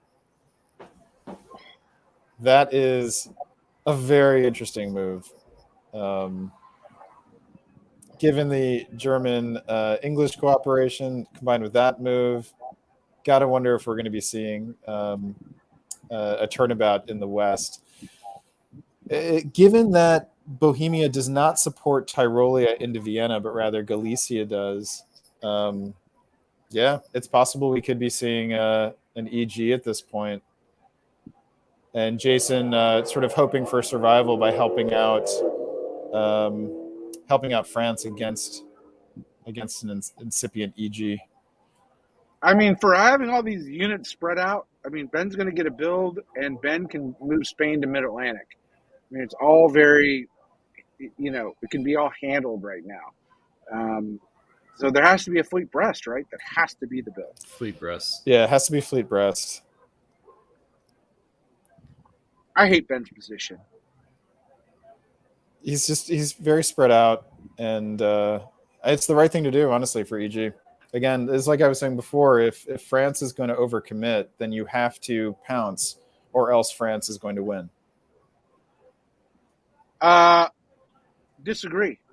I think Turkey's going to win. I think they may pounce, right? But, like this EF battle now with a kind of a middling Germany, I think it really empowers Turkey in this situation. Oh, yeah. I mean, pouncing may not make you win, but not pouncing, I think, is going to make France win. You're just saying England has to pounce. Yep, England and Germany. But Germany is not fully on board here, right? Germany is messing around in the east, builds Army Berlin here. So Germany's not on board, which makes me, wonder if St. Petersburg is going to be blue very soon. He may not have recognized what was happening. Oh, we're moving back. I'm sorry. Sorry. I thought you were moving to Mid-Atlantic. You held. We're all friends. So have another drink. Here you see this is just how diplomacy works. So people who know how to play the game, who have experience, who have skill. This is what diplomacy skill looks like. Josh and Ben got together and they said, hey, if we lock horns here, neither of us is going to do well out of it.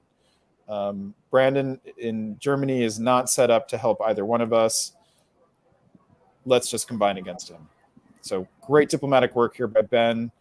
Ben recognized that he was in a better position and so had to make the offer to Josh and did it. Josh followed through.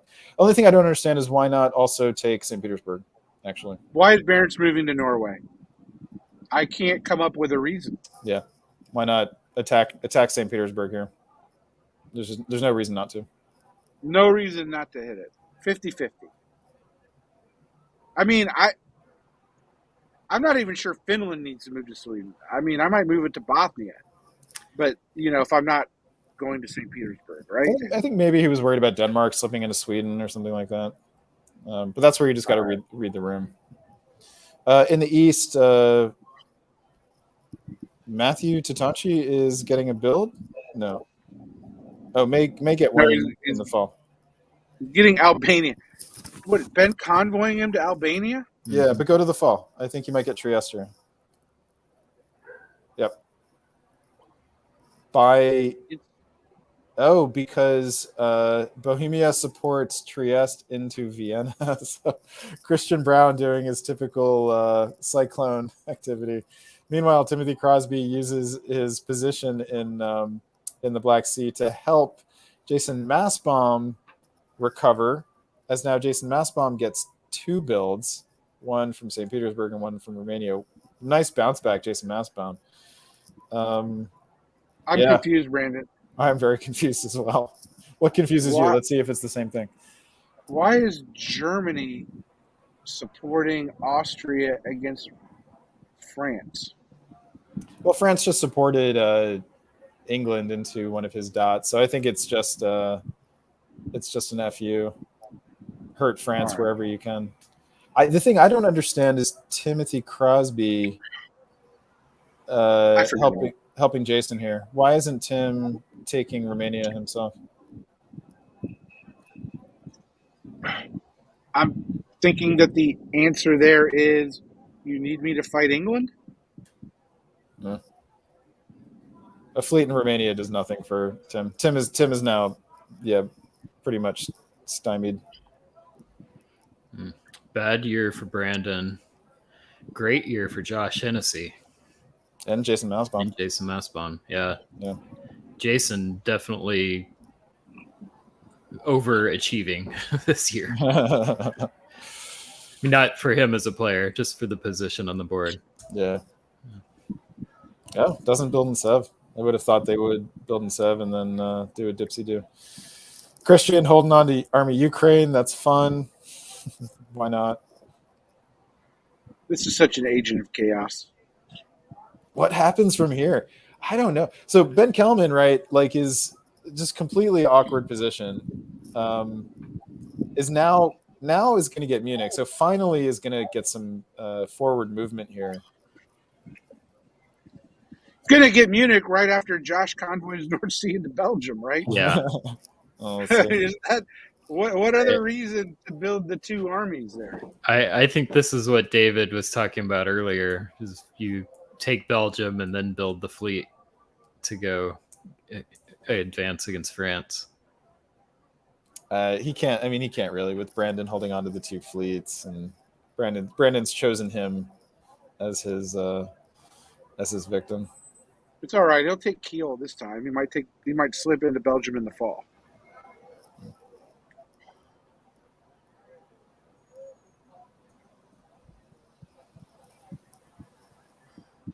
That's you, Ed, right?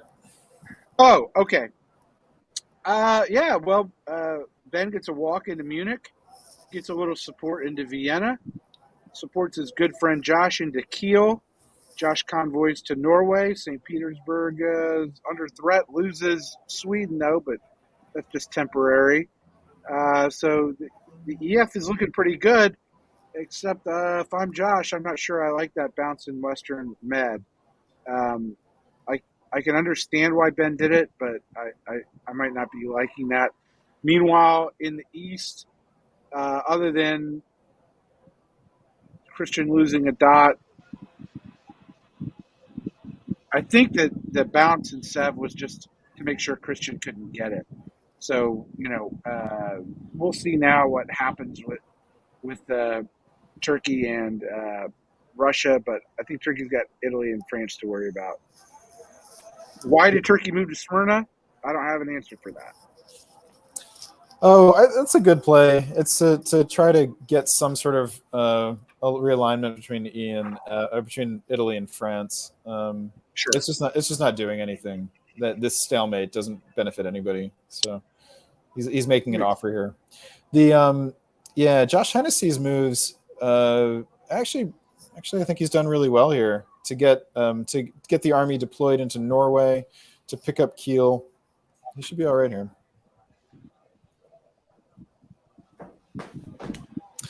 No, he manages to lose Denmark, so he's going to end up being even here. So he lost the guess between Denmark and Sweden and Norway, but Brandon Dix, it's a Pyrrhic victory because he's going to be down to 1 here and will surely be gone next time. In the East, we have Christian Brown saying au revoir, and Matthew Tatanchi's finally getting a build. Finally getting back up on his feet. And interestingly, all holds on those fleets in the south. So here was an opportunity for Ben to sort of get out of the way, Matthew to get Ben out of the way, but nothing doing. Timothy Crosby pulls a fleet down to Caen. So any hope of RT friction is over. And they can't fight because of EF. Yeah. They cannot fight. And in fact, this Italy thing is driving them crazy. I can hear them just wanting to talk to Matthew, can we talk? Can we talk like right now? Do you not understand what you're doing? So we've got France, Ben Kelman with 9 centers. We've got Josh Hennessy in England with 7. We've got Turkey and Italy, Tim Crosby and Matthew Tatanchi with 6. Who do we like to top this board? Oh, it's Ben Kelman. Ben Kelman. It should have been Tim. Yeah, if Tim had made a stronger move sooner. But, don't count Josh Hennessy out. He's going to get Denmark. He should be suing for Berlin. It's only fair, basically. But, does Ben Kelman now take the opportunity to secure the board top without having to ask Josh for permission? What does he do to secure it? Fleet Brest, move to Channel? An Irish Sea or North Atlantic. Yeah. Build an army, 2 armies and a fleet, convoy onto the island. It's over. Why wouldn't he? Ben has 2 friends, right? He's got England and he's got Italy. He doesn't want to mess around anymore with Italy. I agree with what Brandon's saying. That said, this scoring system is such that, if Ben is confident that Josh is going to let him stay on top, then there is no need to make that move. The only question is whether Ben wants to take it out of Josh's hand or not. There we go. Those are the builds you do. The question is, does he follow it up with the moves? Does not. And you can see. But guess who got scared? Yeah, Josh Hennessy. Josh is like, "Hey, bro, this isn't cool." And by doing that, really can't take St. Petersburg right away. But probably correctly decided that. Meanwhile, Italy, I think, does realize France is, a threat, and starts moving there. And Ben moves towards Italy. This is all smelling like we're gonna bump up and stalemate it soon and call a draw with Ben on top. Well, I think Ben is angling to convert Vienna into Venice here. This is a savvy play. It's a conservative one, but it is savvy. He knows he can. Oh, I agree. Yeah. The question is, how does the rest of the board react? So he does take Venice. Germany is allowed to have Vienna. interestingly enough. Maybe Germany said, hey, I'm going to Vienna. If you want France to keep it, bounce me. Otherwise, screw you. Yeah, meanwhile, Look at Khan. Khan goes to black. Timothy gets into Ionian. But Tim, what can Tim do, really? I guess there's a lot of game. There's a lot of game left here. If Ben can get stalemated, why not? I just don't think he can take 3 anytime soon. Well, let's see. Rum, Sev, Bud, Trieste. I didn't see that disband coming. Yeah, I didn't either.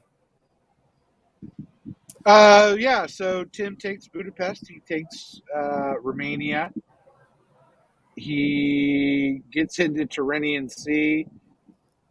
I'm not sure he's going to be able to take Tunis, but he can take Naples, if I'm not mistaken. Maybe not. Yeah, I think he can. And he doesn't need to. Josh got into. He doesn't need to this turn, but Matthew may be saying, "Hey, take my dots when you can." Josh got into St. Petersburg because Jason didn't defend it, instead opting to go to Livonia. This is not good because now Russia's going to have a couple disbands. I'm pretty much thinking that Russia's going to disband in Josh's favor and not Tim's. Tim says Ben says a draw vetoed. Yeah, why would anybody take that draw? Nice try, Ben. I know Ben's saying it like he's aggrieved. Like they should have. These idiots didn't take the draw. Oh, Timothy went through. Oh, why? Oh, why? Why, oh, why, oh, why? Jason mash bomb magic.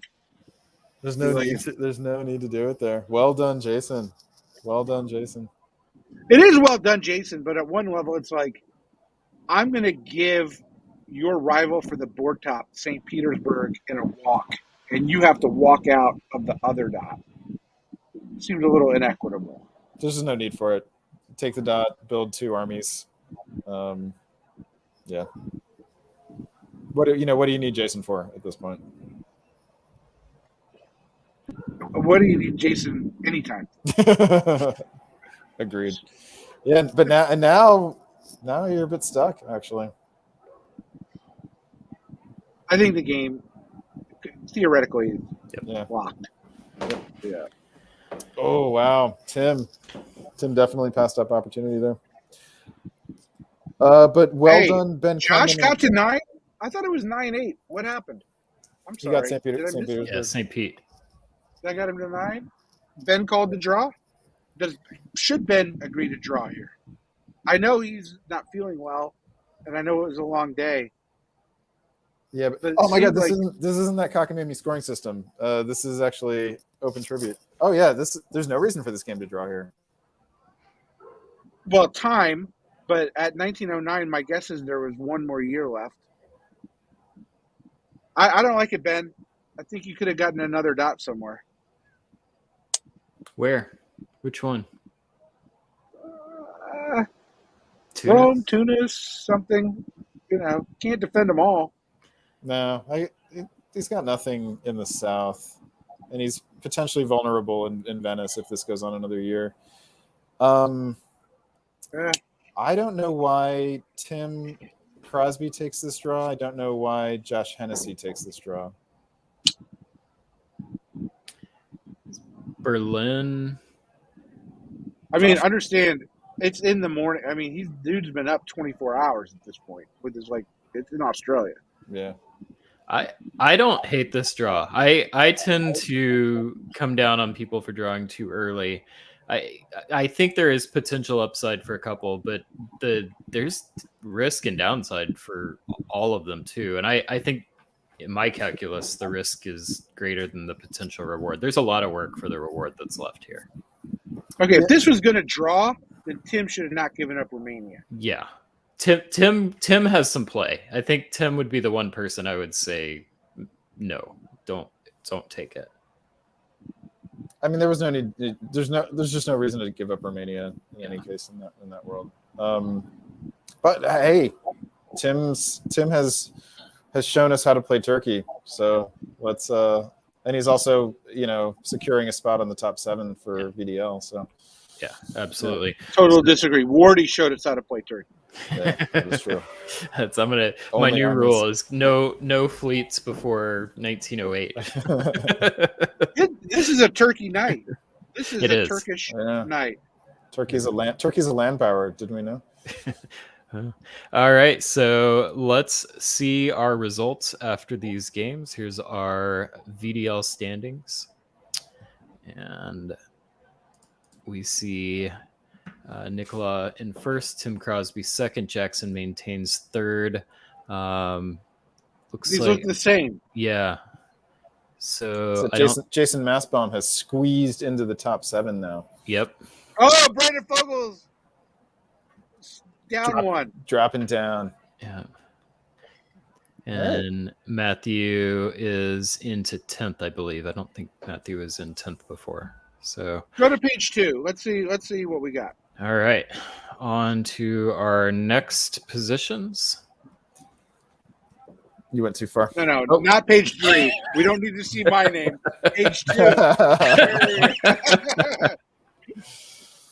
Oh, we got lots of potential here. Anyone with less than 4 scores can improve very quickly. What is 7th place? 100 and what, or 200? What do we got? Let's see. I think it was like 195. 196. Look at that. Look at the difference in points between 7th and like 17th. How are we getting? We shouldn't be getting decimals. We ruled that out this year. No, that's how I got into DBNI Top Board decimals. Yeah, I'm gonna contact the developer. Oh, is that for VDL also?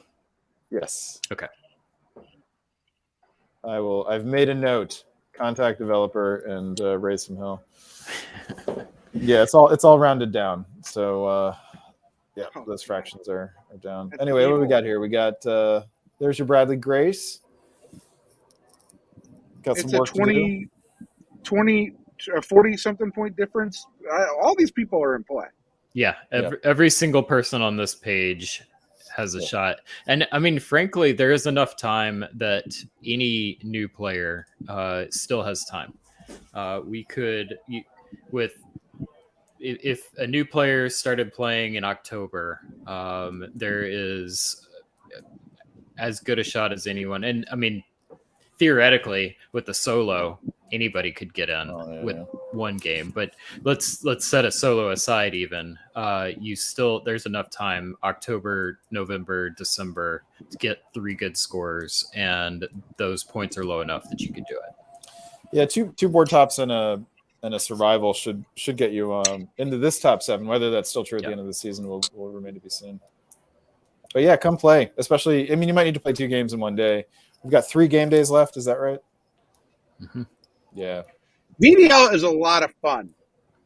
I mean, like when you look at Brandon Fogel, that's the word that comes into fun. You can play with Brandon. You can have fun. You can just enjoy life. I'm sorry. It's been a lot of drinking. Well, that's why all my comments have been And then there's Ed Sullivan. We play with Ed Sullivan, and it's like taking the ferry across the River Styx. That's right.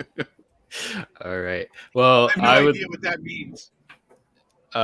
Jason, let's see. It's October, November, December. Or I'm responding.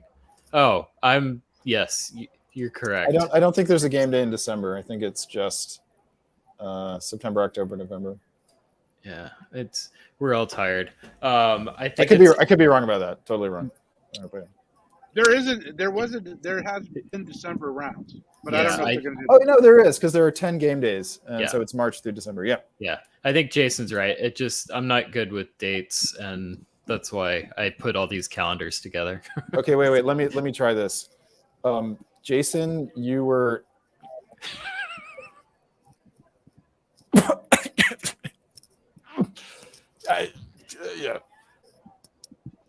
That's all I got. I think it lagged right where you were saying it was right. So, all right. Yeah, Jason, thank you. That's correct. It's September, October, November, December. Awesome. Well, I would like to thank Brandon and Ed and David for joining me on the show tonight. And I would like to thank all of our players for playing and giving us some really fun games. And to Zachary Moore for hosting or being the commissioner for the Virtual Diplomacy League. We would not have this show without the work that he did. And Gary Sturley for the work that he's done with the Tour of Britain. Really, really fun games there, and really happy to see some organized play in Europe. We've got the French hobby, which has just been well organized and active, and we are going to be covering their games in the near future. But it's really nice to see some English-speaking European hobby stepping up and doing some good organized play as well. I think that's really healthy for the game to have lots of options, lots of ways for people to play. And please, on that note, go check out some of these other leagues and tournaments. If you're looking for a face-to-face event, come up to Chicago. It's great weather in September, and it's going to be a great venue. I'm looking forward to seeing as many of you there as we can.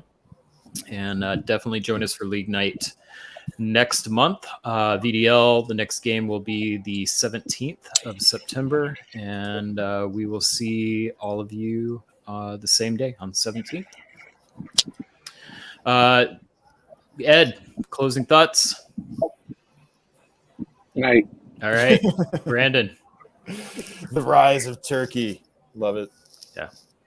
All right. Well, I would like to just once again thank you all for watching tonight.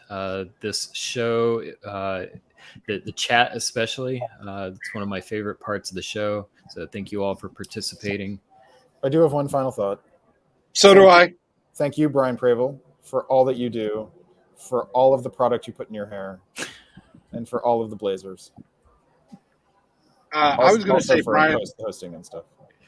I was going to say, Brian, I think your vent behind your right shoulder needs an air filter.